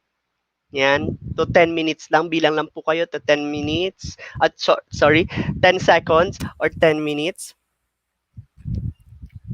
And posing. That's the cool down exercise. Okay po. As review, what is the health? We know that na yung ating warm up, stretching, and cool down. Para saan po ba to? It's also yung para malaman natin as bottom line doon sa review na yung paggawa ng warm up, stretching, and cool down. It's for our why it is help to our know that why endurance training is important for any workout. Okay? Routine. Okay? Bakit po ba? Doon pa lang po sa warm-up, nakaka-develop na po tayo doon ng pagkakaroon ng endurance. At paano for saan yung endurance? Endurance refers to the muscle's ability consistently exert of force over time.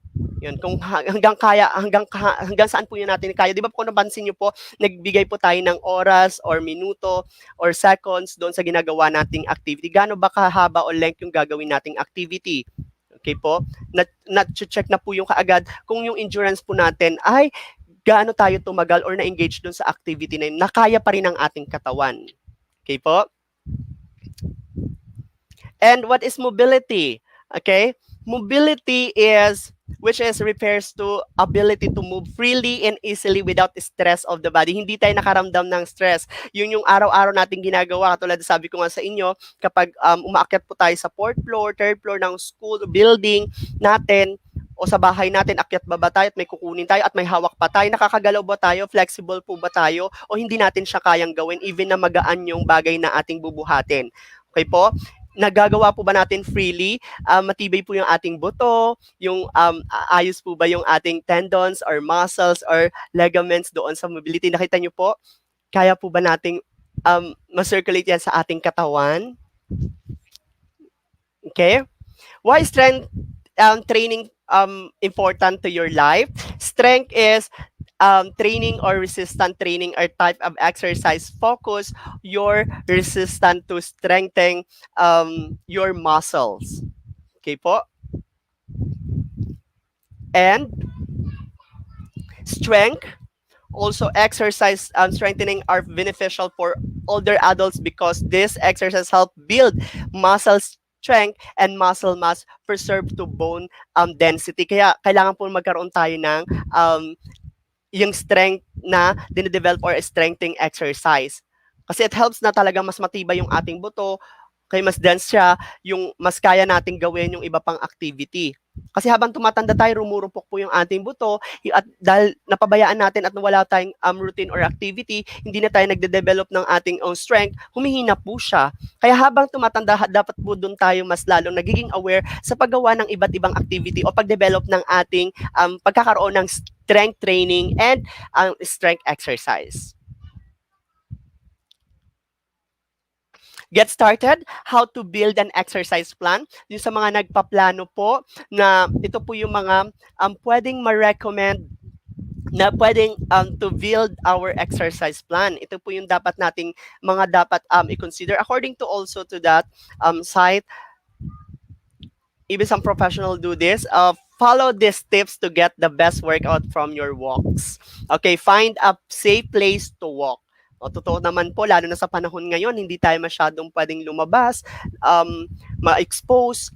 Ayun po, makahanap tayo ng lugar na safe yung ating lalakaran at check natin lalakaran natin, wala tayong, pwede tayong mapatid or madapa.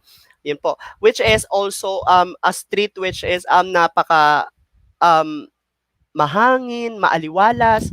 Okay po, na safe po yung gagawin nating walking. Buy a good pair of shoes, especially rubber shoes po ha, na pang walking. May iba't iba rin pong shoes.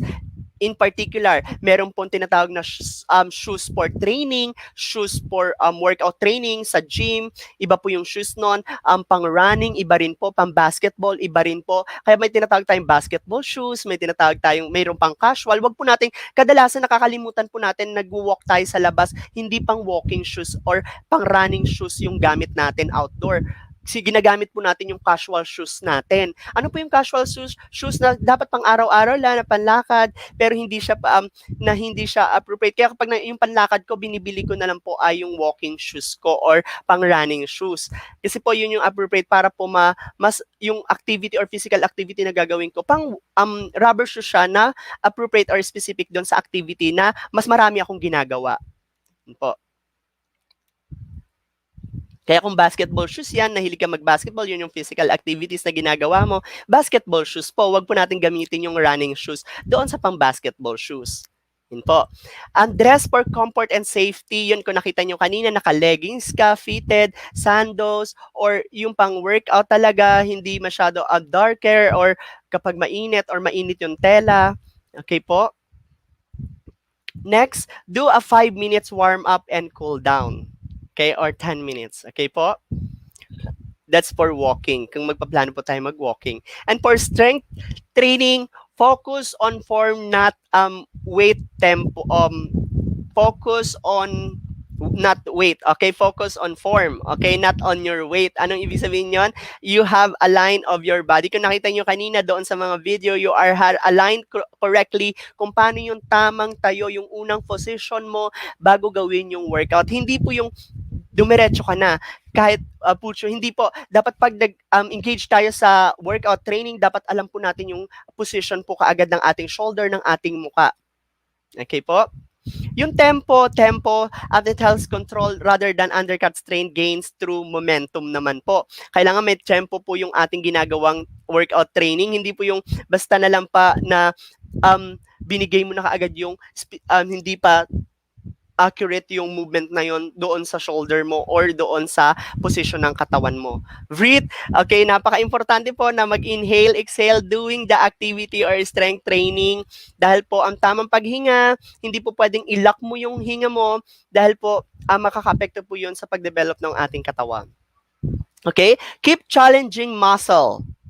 Ano po ba yung mga dapat nating ma-develop doon sa ginawa nating activity or strenuous activity or pag-develop natin na challenge natin yung muscle? Bakit natin kinikip yung kung nagawa na po natin ng 5 repetition, tapos sa susunod na araw, gawin naman po natin ng 10. Huwag po tayo yung 5 ngayon, tapos nag-3 tayo kinabukasan. Hindi po ganun yung training po ha. Kung naging 10 tayo ngayon, 5 tayo nag-start, bukas pwedeng 7, 8, 9, 10, hanggang ma-meet natin yung reach na kaya na ng ating katawan. Hindi po pababa ha, hindi po yung 10 tayo nagsimula, dahil hindi mo kaya ngayon, napagod ka, 5 ka na lang ngayon. Hindi po ganun. Okay po? I-challenge po natin yung muscle or parts ng body natin na dinedevelop para mas magkaroon po ito ng effect sa ating katawan. And sa strenuous exercise, strengthen your training causes of tiny tears in muscles or tissues. Okay po? Okay, of course, when starting a stretching routine, follow these tips for safety.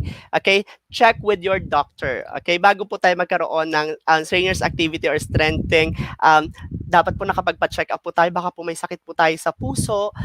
Ayun po, meron cardiovascular diseases po tayo, tapos nag-undergo tayo ng training na yon, tapos hindi po natin alam. Hindi po yung, katulad ko po, bago po ako umate, nagpa-annual check-up po. Ganon po ha. Hindi po, baka mamaya, hindi pala kaya ng katawan mo, buhat ka ng buhat, na-expose ka na, yun yung ginagawa mo, tapos bago ka pala nagpa-check sa doctor, hindi mo pala pwedeng gawin yun dahil meron kang ganitong karamdaman. Hindi po, dapat bago tayo mag-undergo sa workout gym or sa bahay, bago natin ginagawa yung simple workout routine natin sa bahay, ay hindi po dahil hinulaan natin na ay kaya ko tong gawin, wala naman akong sakit. Hindi po ganon. Hindi po dapat nalaman po muna natin kung ano yung appropriate na doon sa ating nararamdaman. For example, di ba po, kung yung naka-experience na ng cardiac or mild disease or cardiac arrest, bakit mo binibigyan pa na ng recommendation ng doctor na magkaroon ng routine or physical activity doon sa appropriate na kanyang katayuan ng kanyang physical na katayuan. Hindi po yung bibigay na lang po kaagad or gagawin mo kaagad yung workout. Hindi po ganon. They have some recommendation too. You need to check with your doctor. Okay? Warm up first. Stretch all muscle groups. No bouncing. Kapag nag-stretching, hindi nagbabounce. Kung nakita niyo po ako, steady position and proper position po ang dapat na gawin.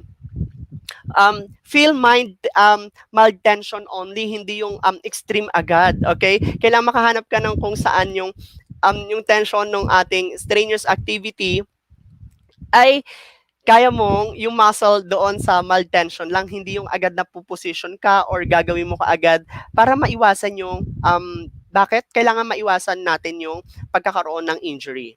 Okay? Nasa mild ka muna or beginner's pace. Hindi po kaagad yung pace mo ay pang professional na agad. Hindi po ako doon nagsimula. Nagsimula po ako syempre sa pinaka-lower hanggang magkaroon po ako ng fitness trainer na ito yung, ano ba yung target mo? Inalam po muna nila kung ano yung target ko for my particular specific body na gusto kong i-develop. Hindi po kaagad na ito na kaagad, pumunta na ako ng gym. Hindi po ganon. Okay? Kasi gusto mo mag-gym, gusto mo mag-cardio, hindi po ganon. Okay po?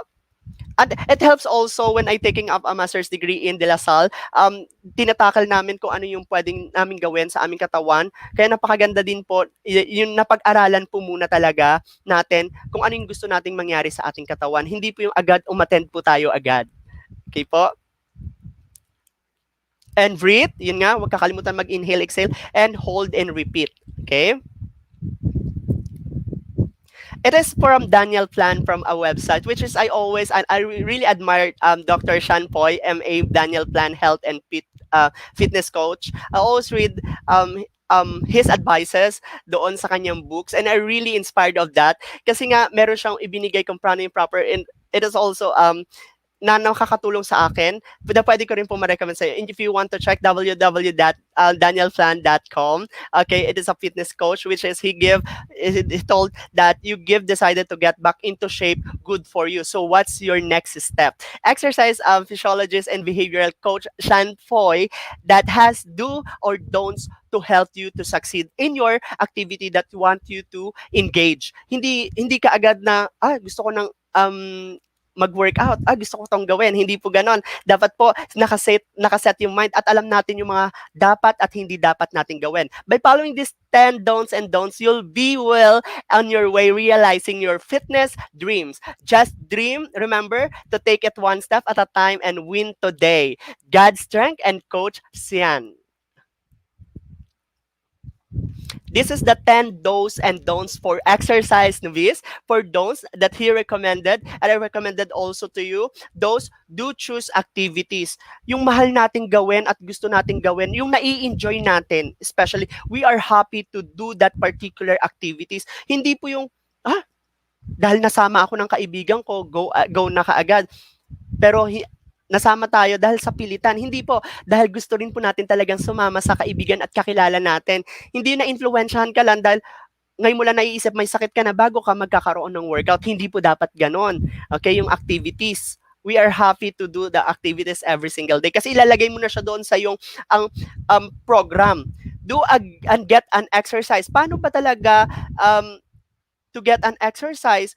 Kaya sabi ko nga sa inyo, ano yung particular, inaalam din po kung ano yung particular na gusto mong i-improve sa ating katawan. Hindi po agad na nag-exercise ka lang.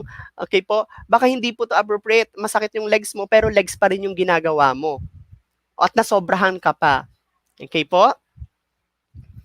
And next, do start off moderately always. Hindi ka agad yung strain o yung masyado ng mas mataas doon o mas sobra na po yung activity na gagawin. Start on moderate activity or doing some activities.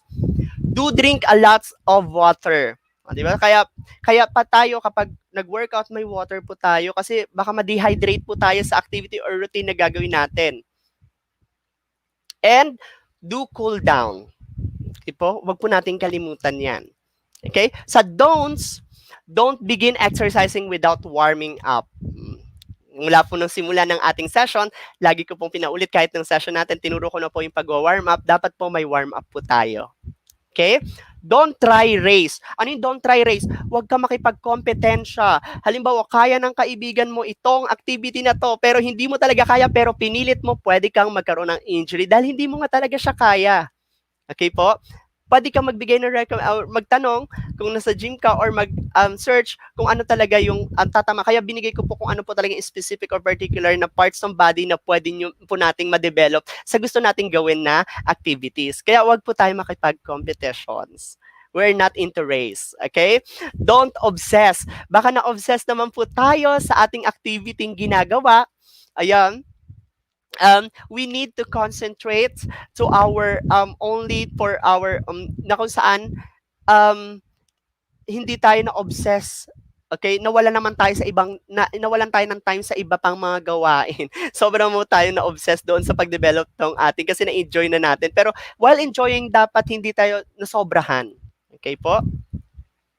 Don't let yourself get bored. Syempre naman po, kaya nga po tayo nagkaroon ng workout, inilagay natin po yung activities or physical wellness activities natin sa ating pang-araw-araw at makapaalis siya ng ating board. Kapag nakakaramdam tayo ng board, inaantok tayo parati, tayo yung tinatawag na taong couch potato, lagi nakahilata, nunood ng TV, magko-computer, magsa-cellphone.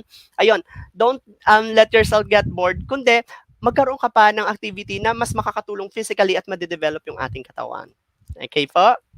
If you feel bored. Don't forget about good nutrition. Of course, kaya nga sabi, balanced diet, proper nutrition, hindi po kaagad maglulus ng ating sabi calories, magdadagdag ng calories kasi kulta. Hindi po ganon. Inaaral po yun ha. I have a books from De La Salle also na a balanced diet which is talaga makapal. Hinahanap ko na siya, hindi ko siya po mahanap. Gusto ko po siyang i-share sa inyo. Talagang pong, nung sabi sa akin ng professor, if you want to have this copy, pwede nyo tong kung gusto ninyo, okay? Okay, you can buy. Binili po namin siya. Okay po? Nutrition or balanced diet, it can help also. Doon nga po ako tumitingin sometimes ng iba pang balanced diet na pwedeng gawin. Hindi po yung kaagad nagsabi tayo, magle-less na ako ng rice. Bakit po ganon? Di ba po yung ibang tao, less na tayo ng rice agad. Pero nagpa-check up ka po ba? Bakit ka po ba nag-less ng rice? Tanong po yan. Di ba po? Baka mamaya nahilo ka na lang, natumba ka. Bawal pala sa'yo mag-less ng rice. Okay po? Kaya ang pagbabalance diet ay pag-aaral din po na magkaroon tayo ng kaalaman bago po natin pinasok yung balanced diet. At yan po ay isa sa mga pinakamahirap na gagawin pag tinawag na balanced diet. Okay po? Inaaral po siya. This is a picture, is a word of 1,000 words that I share it to you. My workouts. Strength does not comes from physical capacity. It comes from indomitable will, which is from Mahatma Gandhi. Okay? And if you're tired of starting over, stop giving up from unknown. Okay, yun po yung mga sinusundan ko to motivate myself every single day. Okay po? Para ma-enjoy ko po yung daily routine ko or activities. That's why I go into gym. But right now, hindi na po ako nag-workout gym po muna. I'll do alternatively, which is doing here at home at pwede ko pong gawin sa labas. Sometimes, namimili ako ng lugar or sa malapit sa division dito sa amin na merong konti lang on lesson yung tao kasi nga nakakatakot pong lumabas sa panahon ngayon. Alam niya po yan at may protocols ang government. We need to follow to them, to their protocols. May social distancing pa rin. Kaya wear your mask while doing your physical or jogging outside. Okay po? That's me last year po. Last year po yung mga picture po na yan. Yan. Medyo po iba na yung form ng katawan ko because year na po na hindi po ako nakapag-workout gym. I'll try, yun yung nakita nyo po kanina, I'll try parang a day lang po for fitness, anytime fitness for fitness workout. And when you feel like quitting, think about why you started, like this one. When I started working out, this is my workout at the gym. Yan. Diba kapag nararamdaman mo na gusto mo na mag-quit, ayaw mo na, bakit ka ba nag-start? Isipin mo maigi yun. Bakit ba ako nagsimula? Para saan ba ito? That is a question for you guys and hope you just enjoy today.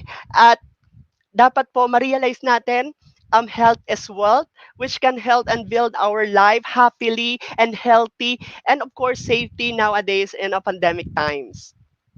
And thank you. And do you have any question? I'm Mr. Jeffrey Cabreros. Thank you and God bless us all. Thank you po. Yan. Morning, sir. Sir Jeff. Yes po. So may mga tanong tayo, offline. Nagtatanong tungkol sa ano mo daw, baka may YouTube channel ka, maraming gusto mag-follow sa YouTube mo, no? Ayun, yes, I have a YouTube channel. Just type Jeffrey V. Cabreros. Ayun po, makikita niyo na po kaagad. Thank you for following me, of course, in advance. Ayun po. Mukhang maraming interesado, no? Ito na po yung time para may mga gusto magtanong, narito si Sir Jeff para yes, kung ano man yung mga alam niyo na po yung email from Jeffrey Cabreros at deped.gov.ph. Yeah, so sabi ni Ma'am Helen Cabanes, well explained and very detailed nga daw po. Thank you po. I hope you enjoy today, guys. Sabi ni Ma'am Fel Rodriguez, ang ating pong head teacher sa Filipino. Thank you, Sir Jeffrey. Galing mo pong speaker. Congrats daw po. Thank you po. Thank you po. And last, kay Ma'am Tina Soler. Yan.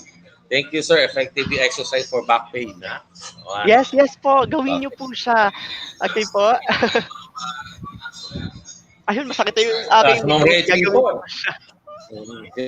Ma'am Reggie po from PLA, sabi niya, thank you so much, sir, for the very interesting and helpful topic. Dami po natutunan and na-motivate tuloy akong mag-exercise and become physically fit. Yes po. Thank you po. Thank you po. So maraming salamat po, Sir Jeff, sa oras na binigay mo sa amin. Yes po. God bless us all and stay healthy po. Lagi po tayo maging healthy. Okay, so thank you. At may mga pabati pa rin tayong sinusundan, ano?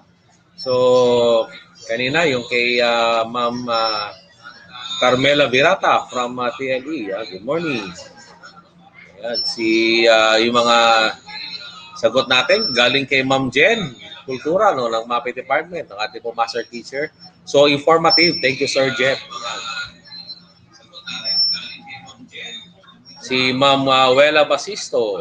Yan, galing ni Sir Jeffrey. Si Ma'am Himaya, yan, from ESP. Ma'am Himaya sa Panta. Thank you, sir. Ang galing. Madaling sundan ang mga tips mo, sir. Siyempre, nga naman, ano, pag kanina nga, no, habang nagdidiscuss siya, pinapakita niya, siya na mismo nag-illustrate, no, kung ano yung dapat gawin. Kaya madali siyang sundan.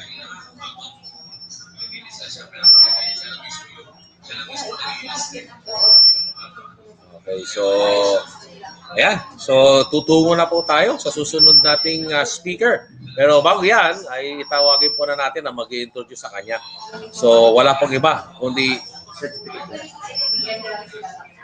para po sa ating pagpapakilala, tinatawagan po natin ang ating pong head teacher 4 ng Araling Panlipunan Department, si Ma'am Ernaline L. Miranda. Ma'am Erna, good morning.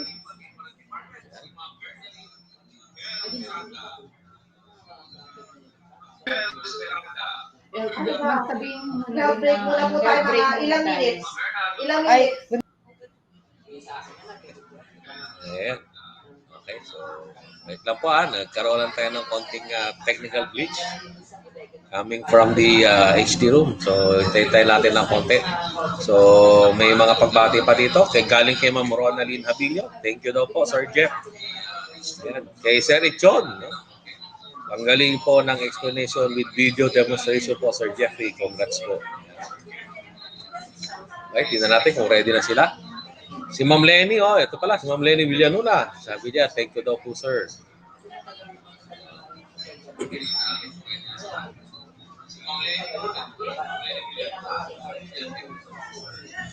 Okay.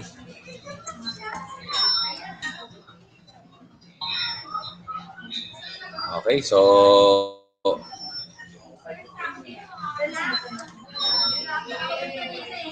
hintay lang po natin.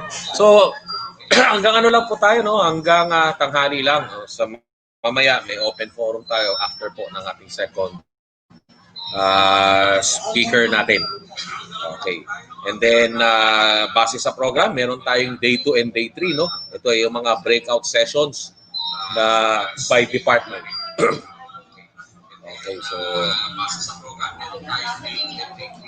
Okay, so short breakdown po muna tayo, no? 5 minutes. So, sa mga nakatutok po, alam ko naman yung iba kahit naka-break. Sa atin po, bigyan natin ng konting,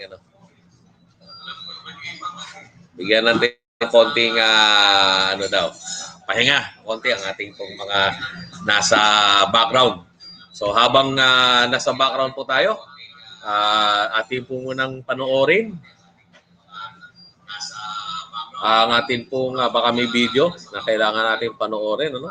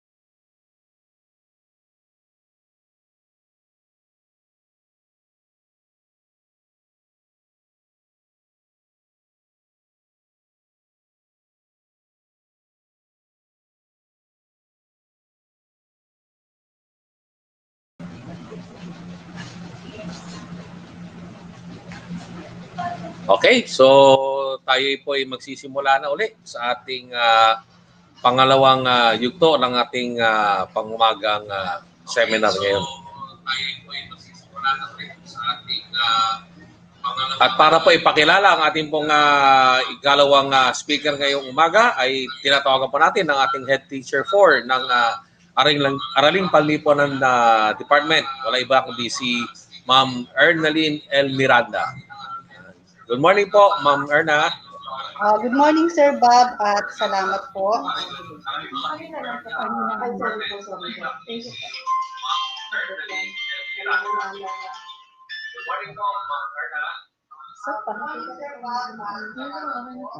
Ang ating second speaker po sa araw na to ay hindi po bago sa ating lahat. Suki na po siya ng Geanhs dahil lagi po siyang speaker during our PTC nung nakaraang taon. Ayon po sa kanya, malapit ang puso niya sa mga gurong tulad natin dahil ang kanyang dakilang ina po ay isa rin pong public school teacher. Siya po ay may isang asawa at 2 anak. Siya ay nagtapos ng Bachelor of Science in Business Administration, major in Marketing sa St. Francis of Assisi College System sa Las Piñas City. Siya po ay pastor sa Christ Commission Fellowship mula 2014 hanggang sa kasalukuyan. Isa rin po siya sa mga leader ng Elevate, na isa sa mga pangunahing stakeholders ng ating paaralan.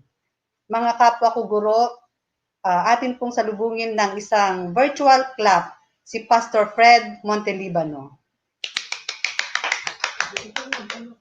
Thank you so much, Ma'am Ernalyn.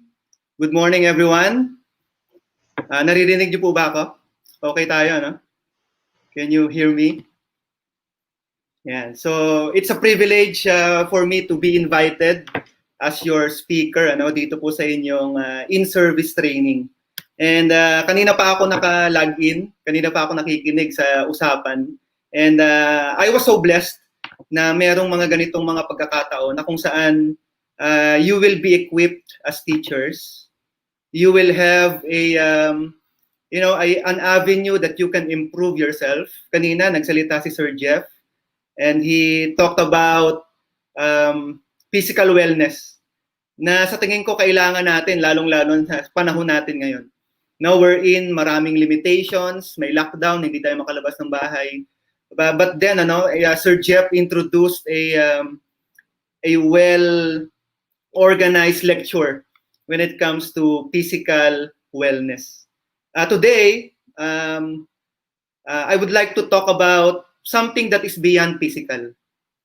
Something that can help us, no? Gusto ko yung pag-end ni Sir Jeff kanina. Yung kanyang motivation is not really the physical, coming from the physical body, but really from his mindset. No, sabi niya, if you are tired, stop quitting. So it's coming from a deeper sense of purpose.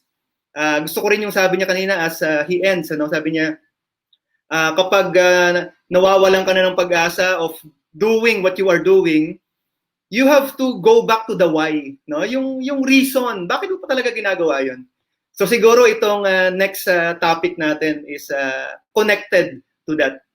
Well, I believe yung ating physical well-being, yung ating mental well-being, yung ating emotional well-being, and of course the most important one, which maybe I will tackle this morning as well, yung ating spiritual well-being. Magkakadugtong yan magkakasama yan Hindi natin pwedeng i-separate yung physical lang, mag-concentrate tayo, mag-focus tayo sa physical. Hindi Meron ding mental aspect.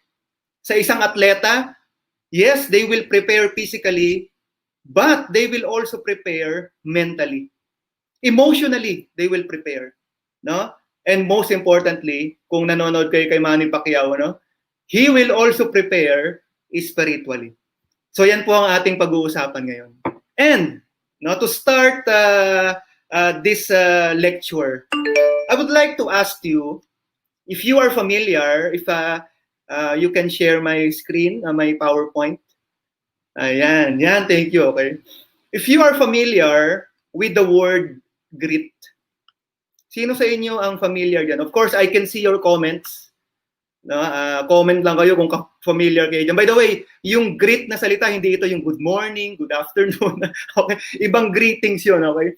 This is the word greet. Actually, the word greet is a sought-after topic in the US today. Ito ay nagpapatungkol sa passion, nagpapatungkol sa commitment, at nagpapatungkol sa resiliency. Okay? Sa tingin ko, dahil sa naranasan nating pandemic, dahil sa naranasan nating mga nangyari that really discourages us, now I think it is more appropriate to talk about this topic. Sabi nga natin, ang mga Pinoy daw ay talagang mga gritty people. Oh, hindi greedy, okay? Gritty. Meron silang passion, meron silang commitment, pero meron din silang resiliency. By the way, the picture of resiliency is actually, alam niyo yung bamboo? No? Marami sa Cavite niya, marami dito sa ating region. No? Hindi ba kahit na anong lakas ng hangin, ay talaga namang pagkatapos ay bumabalik siya? Yun ang picture ng resiliency. Yun ang picture ng ibig sabihin ng pagiging resilient. Do you have that character? Do you have that attribute? I think mahalaga bilang isang guro na kung saan, by the way, sabi nga ni Ma'am Irma kanina, no? Sabi niya, hindi na ako bago sa pagiging teacher kasi ang aking grandmother teacher, ang aking mother teacher, ang aking wife, naging teacher din siya, naging professor din siya. And I know the stresses that brought about teaching. Bakit? You are giving. Giving. You are more giving. And kapag give ka ng give, sometimes you feel depleted. You feel discouraged. Bakit? Wala nang natira eh. Tama ba? Sino sa inyong nakaka-relate dyan? Comment lang po sa comment section. At I hope makaka-relate kayo dito. So, we need to remind ourselves of this word, grit. Passion, commitment, and resiliency. Actually, itong grit na salita na to, was actually, came from Angela Duckworth. Angela Duckworth is actually isa siya sa mga sikat na author ng aklat. At isinulat niya nga ito. Itong libro na to ay naging New York Times bestseller. And the topic about grit is really a sought after topic ng mga businessman, ng mga company, because they want their employee to learn, to understand what is grit. So sabi niya, Angela Duckworth has made grit the focus of his his study of many years. So itong sabi niya, humans are always seeking to discover new keys to success. After much research, sabi niya, it turns out that across all ethnic, socio-economic, educational, and psychological demographics. And then sabi niya itong phrase na to na nasa ating PowerPoint. Sabi niya, one of the characteristic emerge as a significant predictor of success is what daw? Grit. So, who among you wants to understand or wants to have the attitude of having grit? Yan. Pwede bang paki-grit ako sa comment? I'm just joking, Grit, of course, gusto natin yan. And nagpatuloy siya. Ito yung sabi niya sa kanyang libro. Sabi niya, the ability to persevere in pursuing a future goal over a long period of time and not giving up. Grit is living life like it is a marathon, not a sprint. Ano daw yung grit? The ability to persevere. Ito yung pinag-uusapan kanina natin with Sir Jeff. And he was talking about physical wellness. But here, it's more than physical. Na-discover natin ngayon, lalo na yung naranasan natin yung pandemic. Kahit na gaano kang ka-physically fit, nawalan ka ng trabaho, nagkasakit yung kamag-anak mo, yung mahal mo sa buhay, you actually have acquired COVID. Hindi ba parang, wow, paano magpapatuloy ang buhay? That's why we need grit. It is the ability to persevere in pursuing future goal over a long period of time. Grit is living life like it is a marathon. Mga co-teachers kasi teacher din po ako ng aking mga anak ngayon, lalo na nasa bahay sila. You know, life is not really a sprint, a race. Hindi ito sa pabilisan. Ang buhay natin, it is more than a sprint or a race. It is like a marathon. Patatagan to. Patagalan ito. So mas lalo nating kailangan na matutunan kung ano ang ibig sabihin ng grit. Sabi dito, ano yung grit? Ano yung karakteristik ng tao na merong ganito? Okay? Number 1, someone who keeps on going when the going gets tough. Not easily giving up. So, ikaw ba yon? Mga teachers, by the way, you are 366 teachers viewing this broadcast, and let's evaluate ourselves. Tayo ba yan? Meron ba tayong ganyang katangian? Ano pa? Someone who has a passion on what he committed to do. Naintindihan ko that to be a teacher, teaching must involve passion. Passion. Hindi pwedeng pumasok ka sa isang teaching profession. Okay, by the way, it is more than a profession. It is a calling, sabi nga nila. Hindi ka pwedeng pumasok sa isang teaching calling or teaching profession na half heart ka lang. Yung hindi mo ibibigay ang lahat, wala kang ka-passion, papasok ka sa umaga, parang ang bigat-bigat ng paa mo. Ilan sa inyo nakaka-relate dito? Lalo na ngayon, magla-log in ba ako? Mag-ano ba ako? Ano ba yan? Sige, pakakinggan ko na lang nga.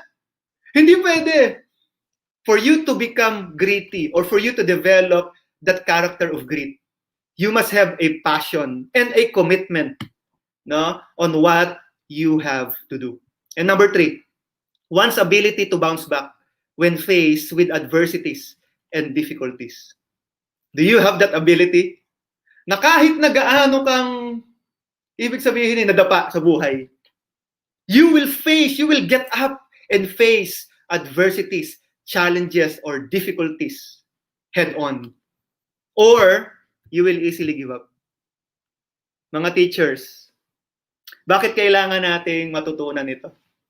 Sapagkat hindi po natin pwedeng ibigay ang mga bagay na wala tayo. A lot of students today, they feel discouraged. They feel down. Some of them even to the point of taking their own life.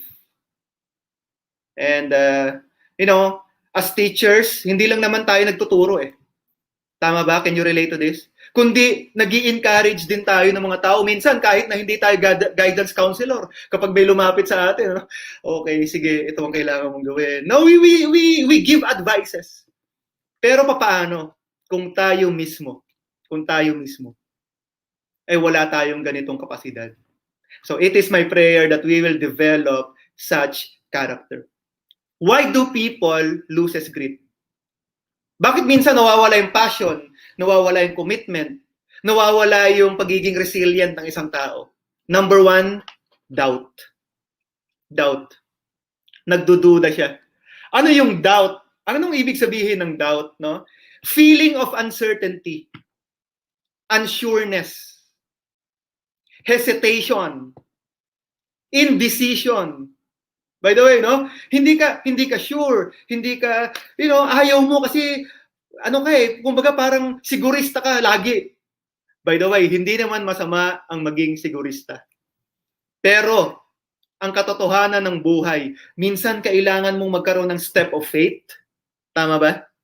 Hindi ba? Hindi ba tuwing umaga, we are actually going out and having that step of faith? Lalo na ngayon, may banta ng pandemic, merong health issue na tayong kinahaharap. Every time nasasakay ka ng jeep, di ba? Kahit may mask ka, kahit may face shield ka, step of faith yan. Minsan nawawalan ka ng pag-asa. Bakit? You lose grit. You doubt. Hindi ko yata kaya. Hindi ko yata kayang harapin ito. Tama ba, mga teachers? So it is my prayer that we will develop grit. By the way, mindset yan. Mindset. Another reason why people loses grit, fear, sense of danger, no? May tinatawag tayo dito na fear of the unknown. Narinig niyo na ba yan? Fear of the unknown. Meaning to say, natatakot ka pero hindi mo alam kung bakit ka natatakot. Unknown nga eh. Fear of the unknown. Kadalasan yan ang ating fear. Takot na takot tayo pero kung iisipin natin, hindi natin alam ang dahilan ng ating pagkatakot. Can you relate to this, teachers? Okay, ito pa. Ito, why do people loses grit? Overconfidence. Nako, kapag overconfident ka, kapag meron kang ganyan, no? OC, overconfident ka sa buhay, you will no longer plan. At ang sabi natin, ito ang aking natutunan, if you fail to plan, you are planning to fail. Overconfidence eh. Kaya ko yan. No, kahit na walang lesson plan. No, kaya kong ituro yan.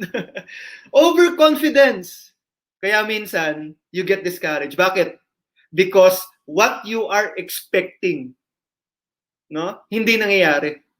Bakit? Overconfidence eh. Kala mo kaya mo. Yung pala, you lack planning. You lack preparation. Overconfidence. Ano pa? Why do people loses grit? Easily quit without trying. You easily quit. So, umpisa pa lang, no? Pag merong task o pag merong crisis na kinaharap, lagi na nasa isip mo, hindi ko yata kaya yan. So, umpisa pa lang. Hindi mo pa sinusubukan, ha? Hindi ko kaya, hindi ko kaya, hindi ko kaya. Hindi eh. Hindi mo pa nga natatry. You easily quit without trying. That's why you lose passion. When it comes to, in the context of teaching, you lose passion kasi ano ba naman tong task na binigay sa akin, assignment na binigay sa akin, parang hindi ko kaya. Pero hindi mo pa nasubukan. You quit easily.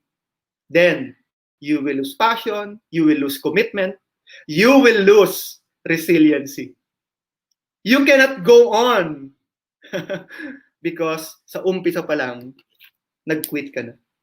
It is my prayer that we will actually keep on hoping, no? Have that faith.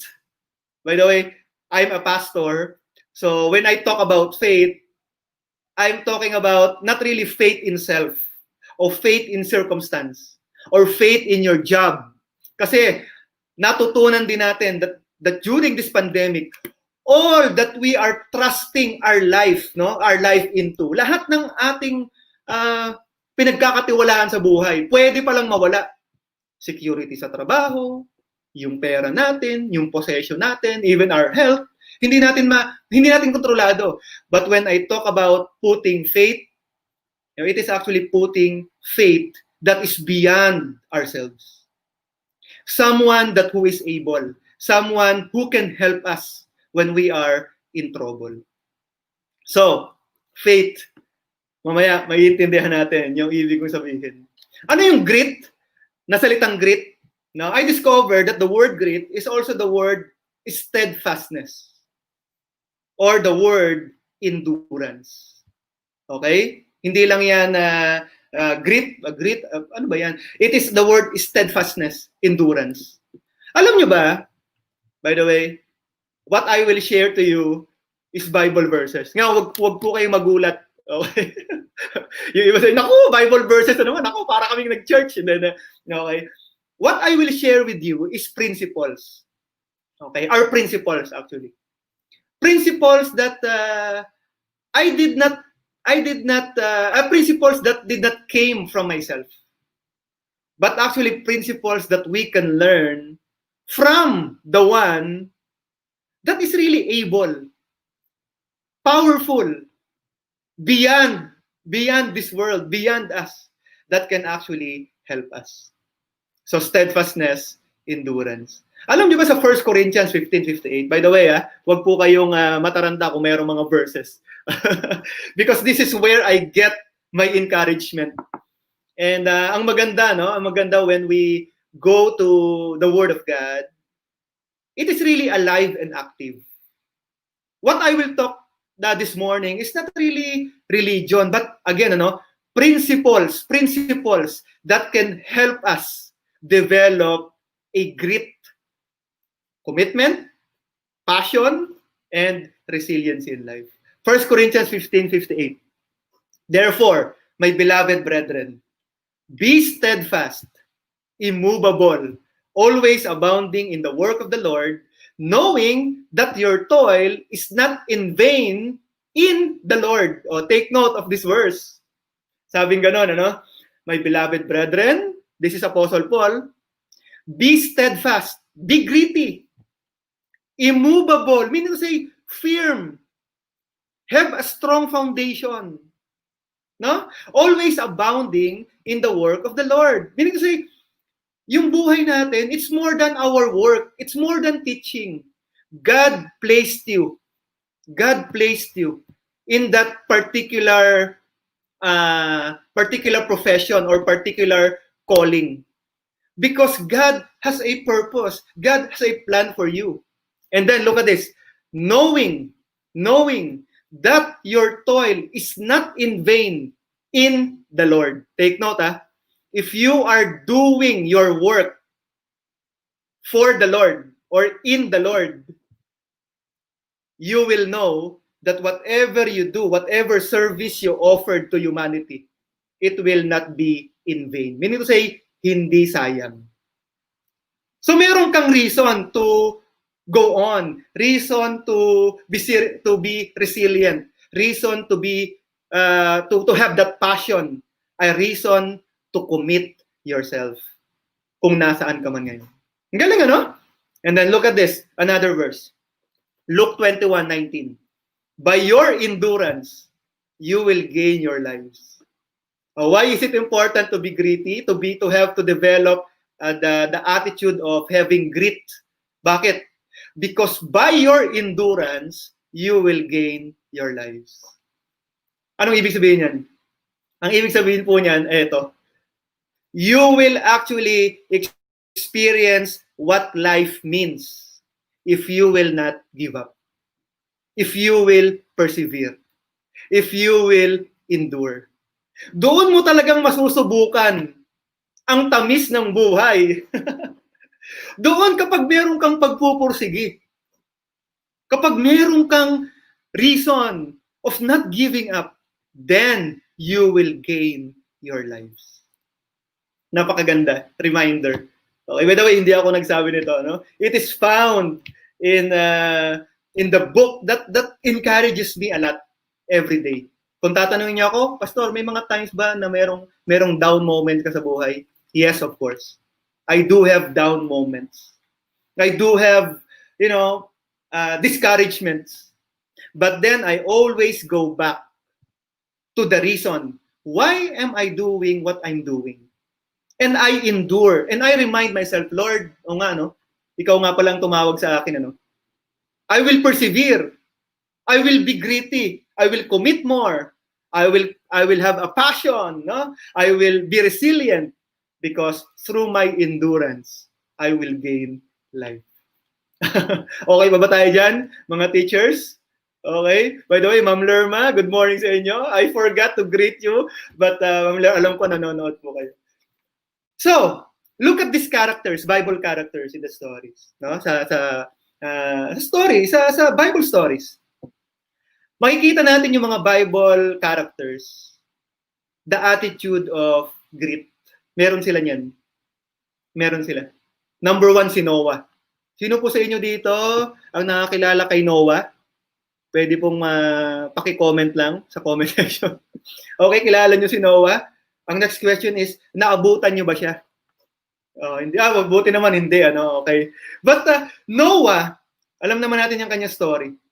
Paano siya naging gritty or to develop that grit, no, sa kanyang buhay.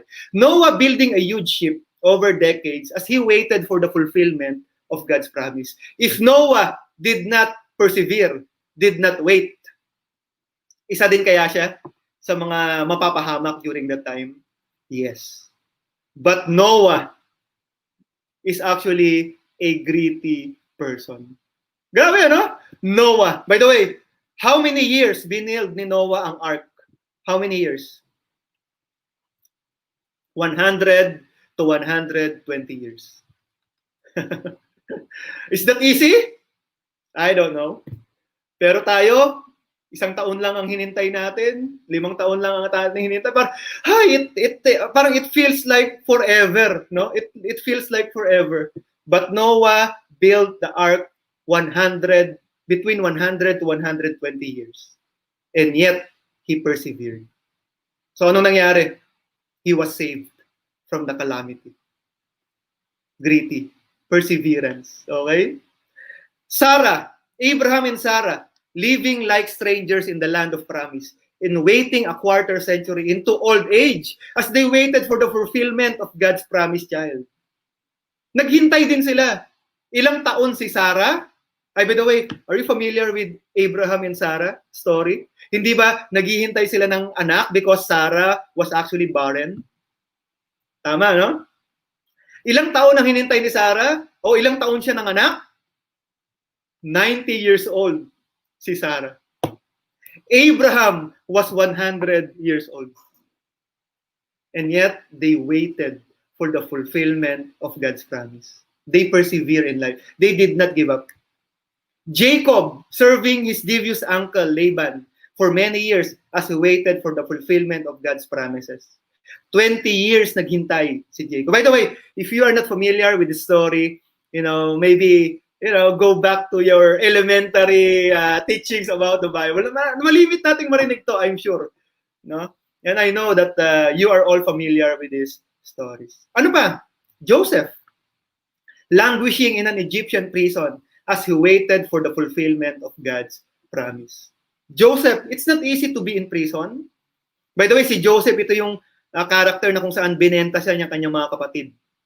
I think you are all familiar with this story. And binili siya ng Egyptian master. Pero sa kanyang pagsisilbi, talaga namang bigla pa siyang nasubukan yung kanyang pananampalataya. Nung sinabihan siya na inaccuse siya of something na hindi niya ginawa at nakulong siya. Pero he trusted the Lord. He persevered in prison. He waited for the fulfillment of God's promise. Anong nangyari? He became the governor of Egypt. Amazing, right? Amazing. Meron talaga, as we wait, meron talagang blessing in waiting. So, kung meron kang katabi dyan, sa iyong bahay o sa iyong inuupuan, sabihin mo sa kanya, okay? Sabihin mo sa kanya, there is a blessing in waiting. Yan. I hope ginawa niya yan. Okay, Moses, leading the uncooperative Israelites in the wilderness for 40 years as he waited for the fulfillment of God's promises. Moses, alam naman natin, na napapalibutan siya ng mga nagrereklamo mga tao, and yet he trusted the Lord. He focused on God. Nag-focus siya sa Panginoon. And Moses was actually led Israelites to victory. So, let's continue. Why is there a need for grit? Why is there a need for grit? Napaka-importante. Kung meron po kayong camera, picturean nyo ito. Why? Bakit? Bakit kailangan ng grit? Why? Number one reason. It is when we are passionate that we do our best. And as we rise in the occasion, we grow and learn more about ourselves. Take note, it is when we are passionate that we do our best. Ano ibig sabihin yan? Ang ibig sabihin yan, hindi mo pwedeng magawa ang best mo kung half-half lang din ang ibibigay mo. Kung hindi ka magiging passionate. As a teacher, sa konteksto ng isang teacher, hindi mo pwedeng ibigay yung best mo. Kapag pagpasok mo, umaga pa lang, tamad na agad. Umaga pa lang, parang gusto mo nang umuwi agad. Umaga pa lang, parang wala ka ng gana. Hindi mo pwedeng ibigay ang best mo if you will not be passionate. Those who are passionate are actually the ones who experience success. Whatever they are doing in life, those who are passionate, yun yung mga nagtatagumpay sa larangan na kung saan nandun sila. As we rise in the occasion, we grow and learn more about ourselves. When we become passionate, when we do our best, the more that you will discover about yourself. Totoo po yan. Matidiscover mo na may mga bagay pala na akala mo hindi mo kaya.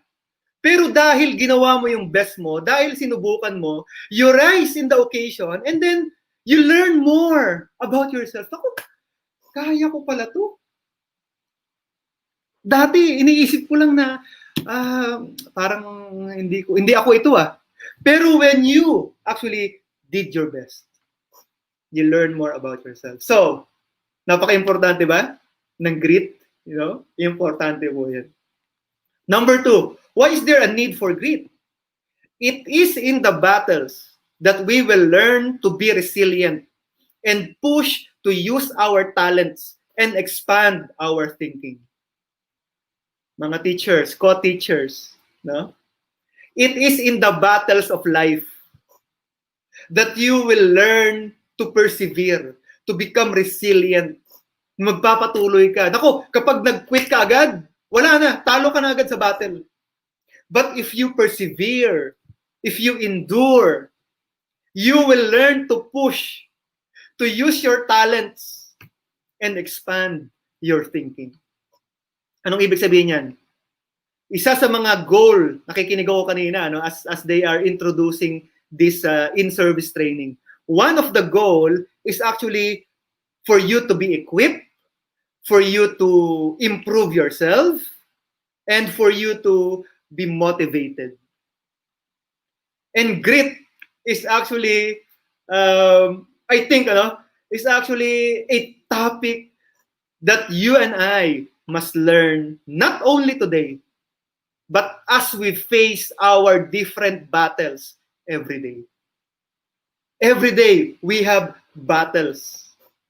But it is my prayer that we will be resilient so that we will discover more about ourselves and we will discover, nga pala, no?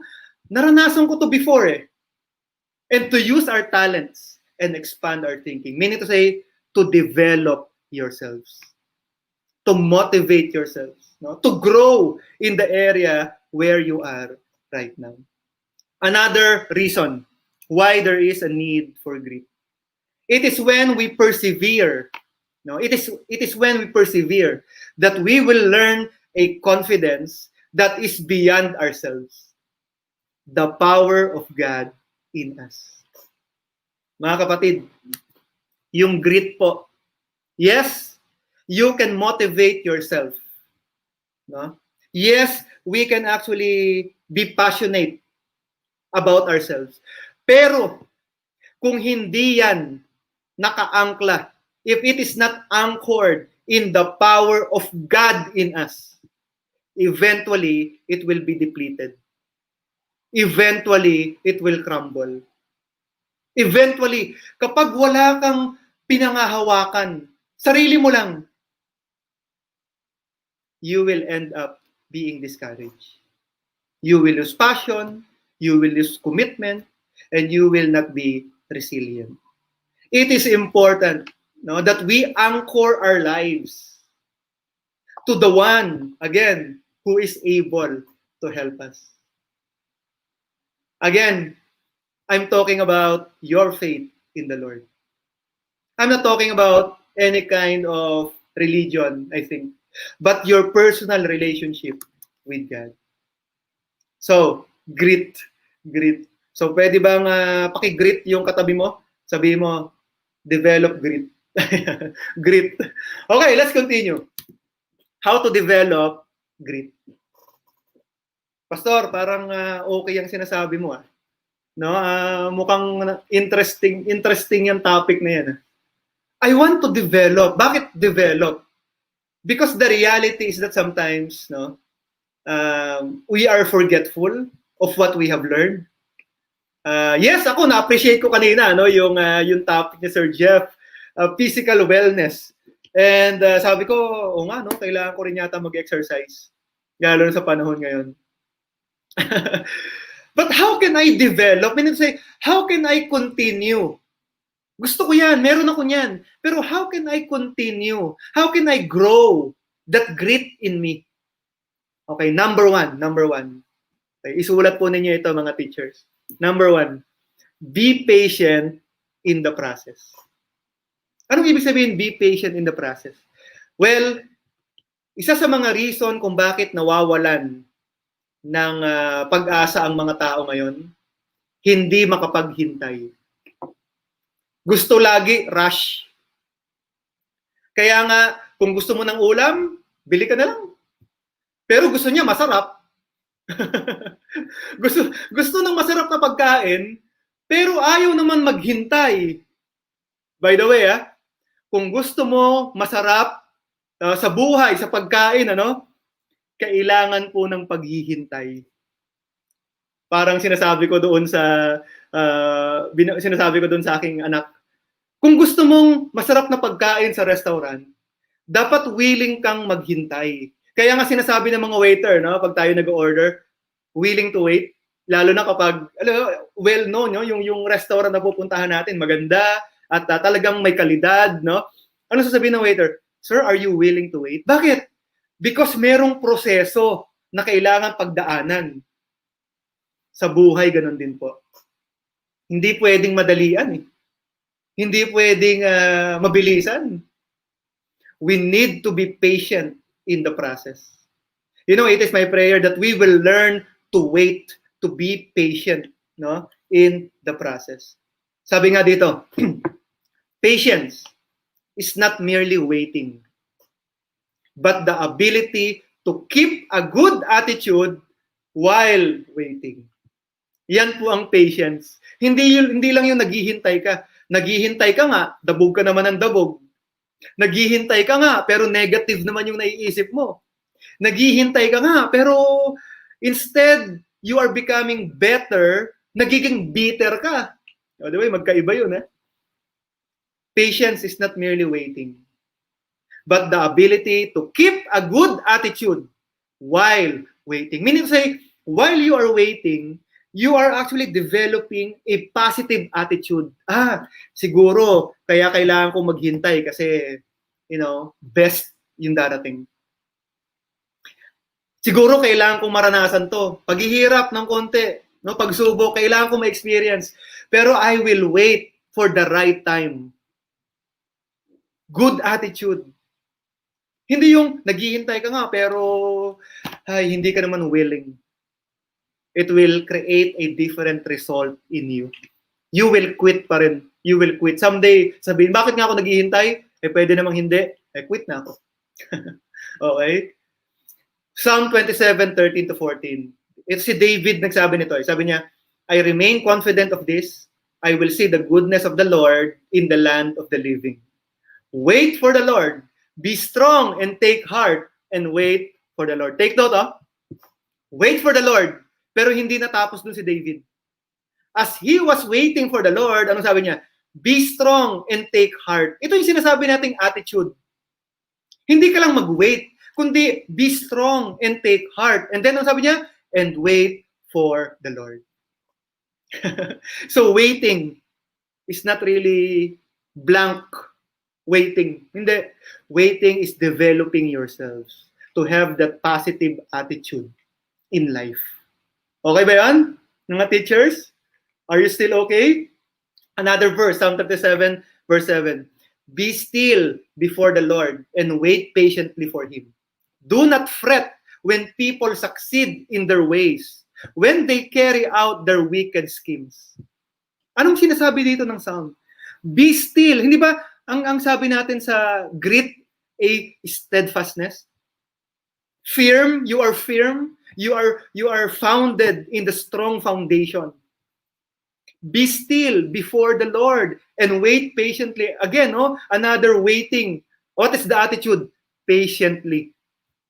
Do not fret. Huwag kang mabalisa.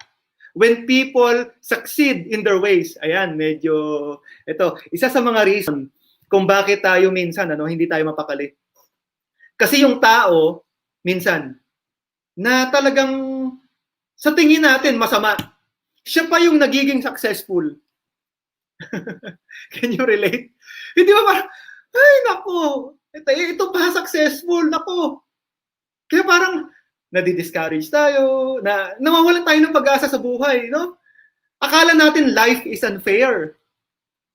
Pero you know what? It is all in the mindset. Do not fret. Do not fret when people succeed in their ways, when they carry out their wicked deeds. Instead, anong gagawin mo? Be still before the Lord and wait patiently for Him. For Him. So let's continue.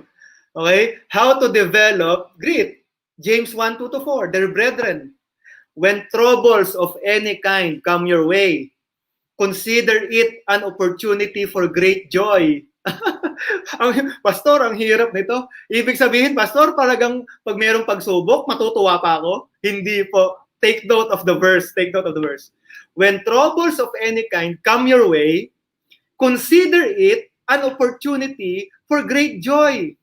Hindi matuwa ka lang, kundi opportunity ito na ma-experience mo yung real joy. Bakit?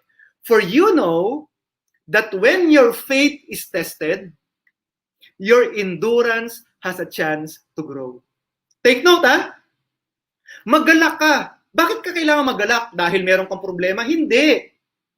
For you know that when your faith is tested, kasi nasusubukan ng iyong pananampalataya, nasusubukan ng iyong mental aspect, nasusubukan ang capacity, no? Yung capacity ng iyong pain tolerance. Nasusubukan. Now, if that is tested, your faith is tested, your endurance has a chance to grow.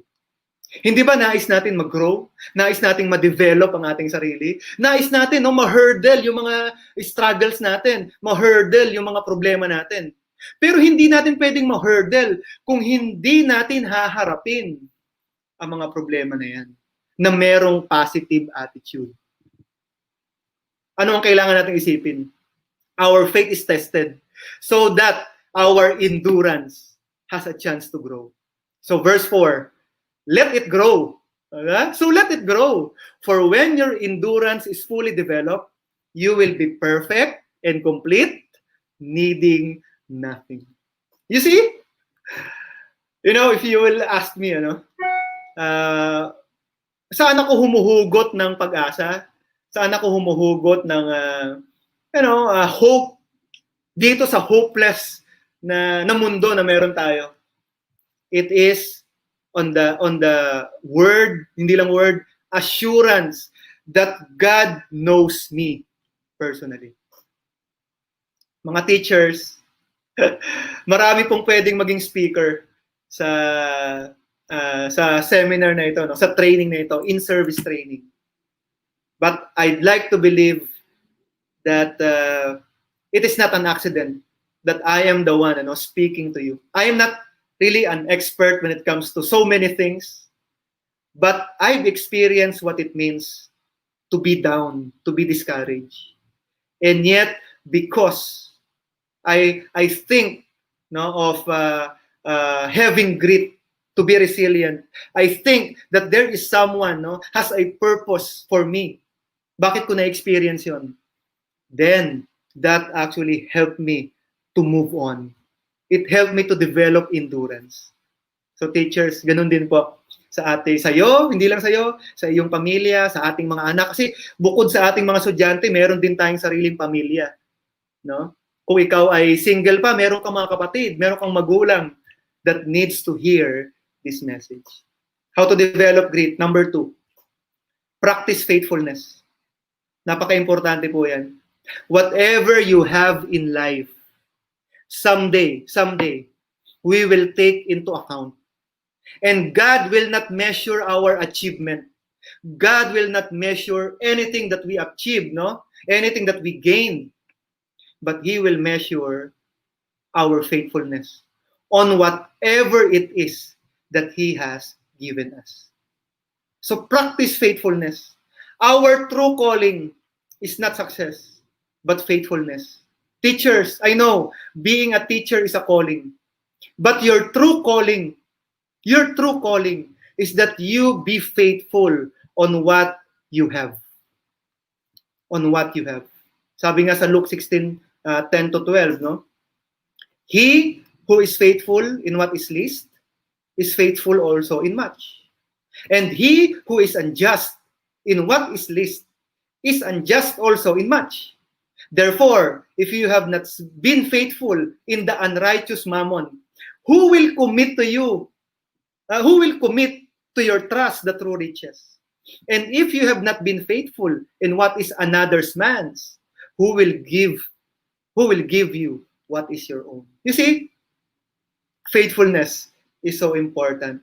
Wherever you are, no? Wherever you are, kahit na anong position mo, in a school, no? Kahit na ano, if you are the department head, God wants you to be faithful.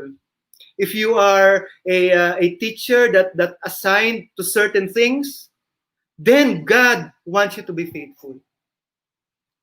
Faithfulness is the key in life. So then, each of us shall give an account of himself to God. Romans 14:12. Yan po ang sinasabi. How to develop grit? By the way, 4 lang po ito. Nasa pangatlo na tayo. And, ang nais ko lang ma-motivate kayo to develop again that passion, that commitment, that resiliency, because that is what we need today, especially you as teachers. So how to develop grit? Number 3, work with a purpose. Work with a purpose. The mystery of human existence lies not in just staying alive, but in finding something to live for. The mystery why you are existing, why you are you have life. Why? It is not just to stay alive. Hindi lang yung mabuhay ka. Bukas mabubuhay ako, yun ang goal ko. Hindi lang yun. But finding something to live for. Meaning to say, finding your purpose in life. Why God gave you in the first place a life to live. Colossians 1:16, talking about our purpose. For in Him, sabi ito ni Apostle Paul, for in Him, talking about Christ, ano? For in Him all things were created. Things in heaven and on earth, visible and invisible, whether thrones or powers or rulers or authorities, all things have been created through Him and for Him. Teachers, can you see the highlighted phrase? In Him, through Him, and for Him. So what is the purpose why God created us? He created us in Him, sa pamamagitan niya.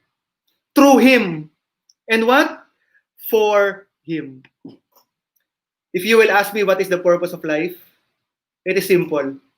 Whatever we are doing, if we are a teacher, if we are a pastor, if we are a engineer, o kung tayo man ay nasa amang profession, whatever it is that we are doing, our life is for Him. Meaning to say, we are created for the honor and glory of God. People are actually, a lot of people are discouraged. Why? Because their purpose is to please themselves. To please people. Wala namang masama. Pero, magre-resulta yan sa discouragement. Bakit? Because whatever you want to do in life, you cannot please yourself. More so, you cannot please everyone. You cannot please people. If your only goal is to please yourself and others, you will end up empty. You will end up discouraged. Bakit? Because you cannot meet their expectation. Ang expectation mo nga sa sarili mo hindi mo kayang tugunan You will end up discouraged. Gagawa ka na naman. Magpupursige ka naman. Di ba? Friends, the purpose of life is more than our life. Life is not about us. It is about the one who created us. According to this verse, your life, teachers, you are created by God for Him.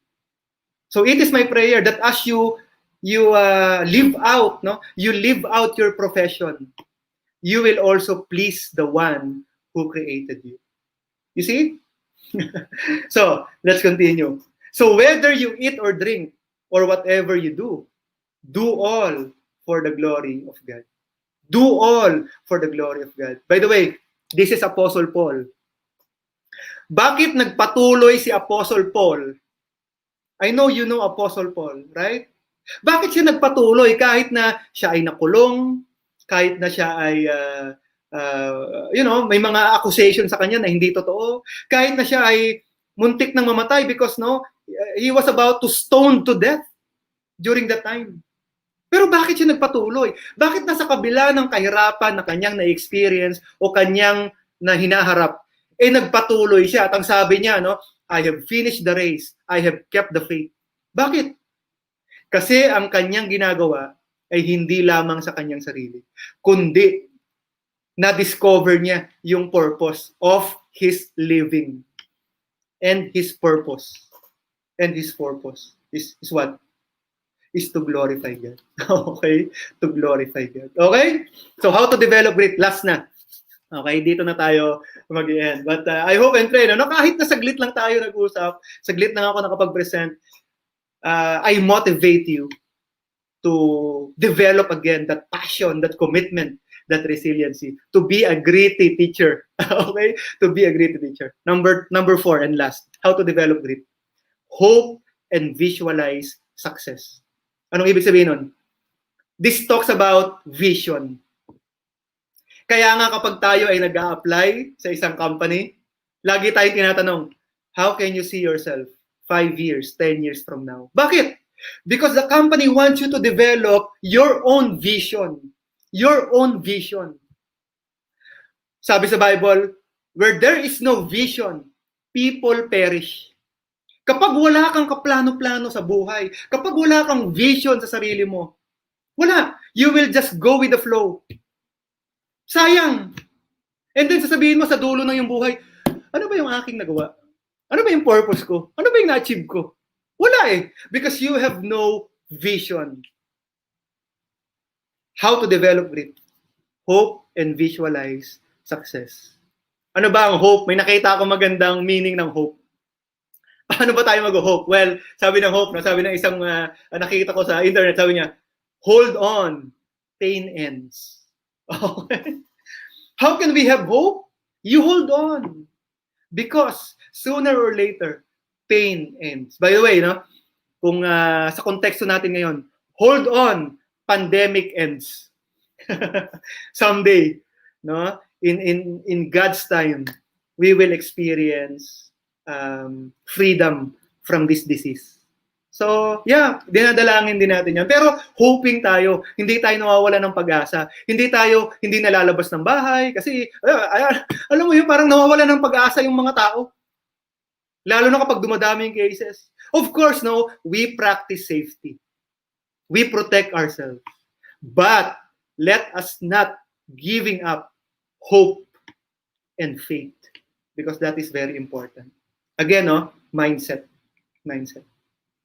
Isaiah 40:31, but those who hope in the Lord will renew their strength. They will soar on wings like eagles. They will run and not grow weary.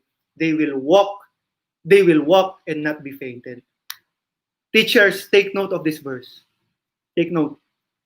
Sabi dito, but those who hope in themselves. Yun bang sabi dito? Hindi, ano? Ano ba sabi? But those who hope in their profession. Yun ba sabi? But those who hope in their money. Those who hope in their possessions. Yun ba? Hindi eh. Ang linaw. But those who hope in the Lord. You see? Ano mangyayari? Will renew their strength. If you hope on someone who is beyond yourself, your strength will be renewed. You will soar on wings like eagles. You will run and not grow weary. You will walk and not be faint. Meaning to say, you will go on life as if every day you are being renewed. You are being renewed. Napaka-importante ng sinabi ni Sir Jeff kanina, physical wellness. Pero kung ikaw nga ay physically fit, pero wala ka namang hope in the Lord, I don't think you will survive the struggles of life, the difficulties that you will face.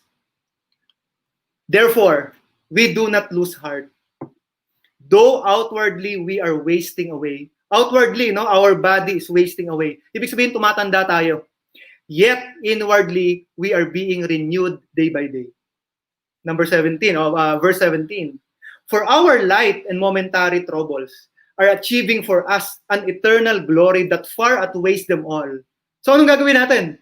So, we fix our eyes not on what is seen, but on what is unseen.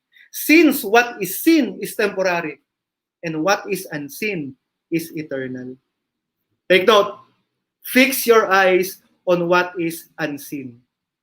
Ano yung unseen? Hindi ba it involves faith? Seeing something that is not physically present in this world, believing on something, on someone that is not, that you cannot see or hear, or you can hear but you cannot see. By the way, it takes faith. It takes faith. So, mga teachers, I hope okay pa kayo sa inyong pakikinig, ano? How to develop grit? 4 na bagay. Be patient in the process. You practice faithfulness. You work with a purpose. You hope and visualize process. By the way, when you work with a purpose, every day, you are looking forward to something. Pagising mo pa lang, if you work with a purpose, ano kaya ang gagawin ko ngayon sa Panginoon? Ano kaya ang gagawin ko so that God will be glorified? If you work with a purpose, by the way, yung mga taong nawala ng purpose, wala na po sila ngayon. Wala na po sila ngayon dito. And some of them, no, this is reality. They end life. Sayang. They did not gain life. They lose life. So, mga teachers, siguro ang magandang tanong parang sa commercial. Para kanino ka bumabangon? para kanino ka bumabangon? Sa pamilya, maganda din naman yan. I mean, you know, all of us are working for our family. Maganda yan. Pero sooner or later, you know, ang reality, there are families, family members that will discourage us. No? If you are actually, if your purpose in life is to please them, someday, wala someday magkakaroon din ng discouragement. But if you are actually living with a purpose that you want your maker, no, to glorify your maker, then you will be passionate, you will commit yourself to whatever you are doing, you will do your best, and then you will become resilient. So teachers, again, maraming salamat po sa opportunity that I can somehow encourage you in this little way of giving you a not so ordinary lecture. So, Ma'am Lerma Peña, thank you for inviting me, ma'am. Sa mga department heads, even sa mga organizers, and to the 366 teachers ng Geanhs. It is my honor and privilege to help you and to encourage you and to motivate you in this training seminar. Thank you so much. Okay, maraming salamat, Pastor Fred, sa iyong inspiration, and hopefully nga the burdens of life will not be that hard basta you have trust in the Lord. Thank you, Pastor Fred. Okay. At para naman po sa pagkilala sa ating mga panauhin noon, ating mga speakers ngayon, would like to give them the certificates of recognition.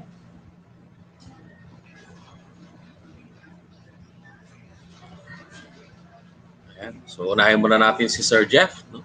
So Republic of the Philippines, Department of Education, Region 4A Calabarzon, Schools Division of Imus City, General Emilio Aguinaldo National High School, Palico 4, City of Imus, Cavite. This certificate of recognition is awarded to Sir Jeffrey V. Cabreros, for his invaluable dedication, unselfish support, and service as facilitator during the virtual school-based in-service training for teachers that aims to demonstrate the necessary KSAs in adopting to the new norms of the teaching learning process held on December 16 to 18 at General Miloganaldo National High School. Given this 18th day of December 2020 at General Miloganaldo National High School, Palico 4, City of Imus, Cavite. Signed, Lerma V. Peña, Principal 4. At gayon din naman po para kay Pastor Jeff Montelibano. So dito po nagtatapos ang ating pang-umagang virtual seminar ng ating pong inset para po sa ating mga kaguruan sa buong eskwelahan natin, sa buong General Miloganaldo National High Schools. Yan.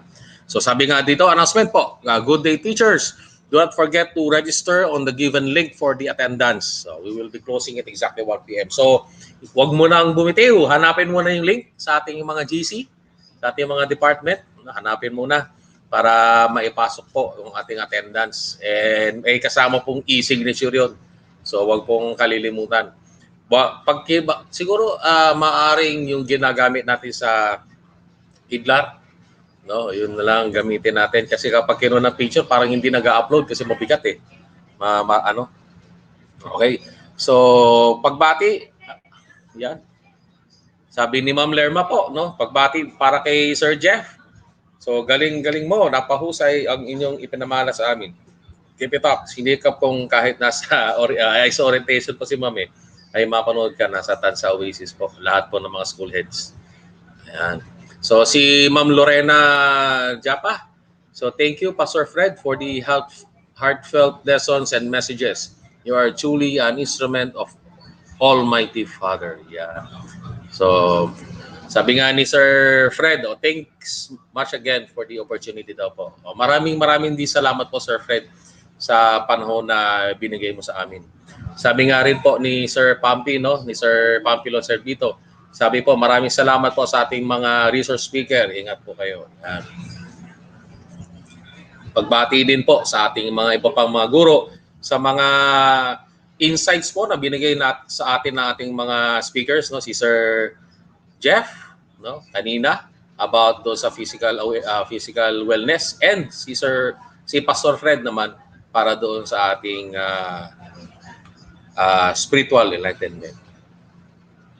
Okay. So, yung topic na kanina na psychosocial and spiritual wellness naman. So, kanina, physical wellness at yung kay Sir Jeff Cabreros, ngayon naman ay yung spiritual wellness na handog naman ni Pastor Fred Montelibano. So, sabi ni Sir Nestor Resma from AP Department, it is really better to rely on our faith and relationship in God than mastering our own mind. Thank you, sir. Brother, Pastor Fred. Okay, so pagbati po para kay tingnan natin yung mga personal greetings. Okay. Si Sir Alivio, pagbati daw po, no? Yan. From English Department, pagbati daw po. Saka si Ma'am Melanie Moreno, yan. Then meron din tayo pagbati dito galing kay Sir Melvin Lisay. Yun daw pong tropang bakal at kuryente. Kuryente boy sa TLE. No? Care of Albert Martin. Yan. Pagbati daw po. Okay. So, dito po nagtatapos no ang ating pangumagang session at bukas po abangan natin ang ating pong mga tawag dito, ating pong breakout sessions, no? Bukas at sa Friday. Okay. Pati mo naman si Paul Soju.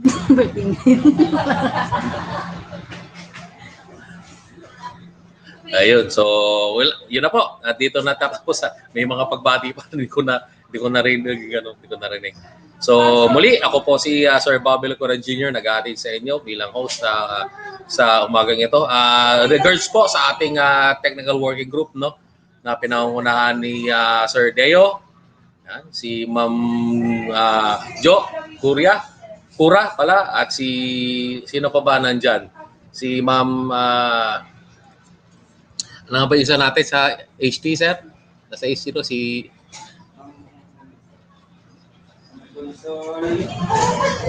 Ating pong mga head teachers, no? Ang ating pong technical working group nandyan. Happy birthday daw po kay Park Sojun. Ayun. Kay Ma'am Carol, yun. Si Ma'am Carol po, nagpa-facilitate sa ating mga head teachers na sa HT room. Ayan. So, congrats po sa TWG for the first day of successful virtual virtual seminars. Inset po natin ngayon. Okay? So, dito po nagtatapos ang ating pong pang-umaga activity at bukas abangan po natin yung mga breakout sessions. Mga head teachers naman po ang in charge po dyan. Ayun, si Ma'am Carol De La Rosa po ng TND. Ayan, si Ma'am Jo Pura, si Sir Deo Esquita at si Ma'am Carol De La Rosa. Muli ako si Sir Bob. Maraming salamat at magandang umaga sa inyo.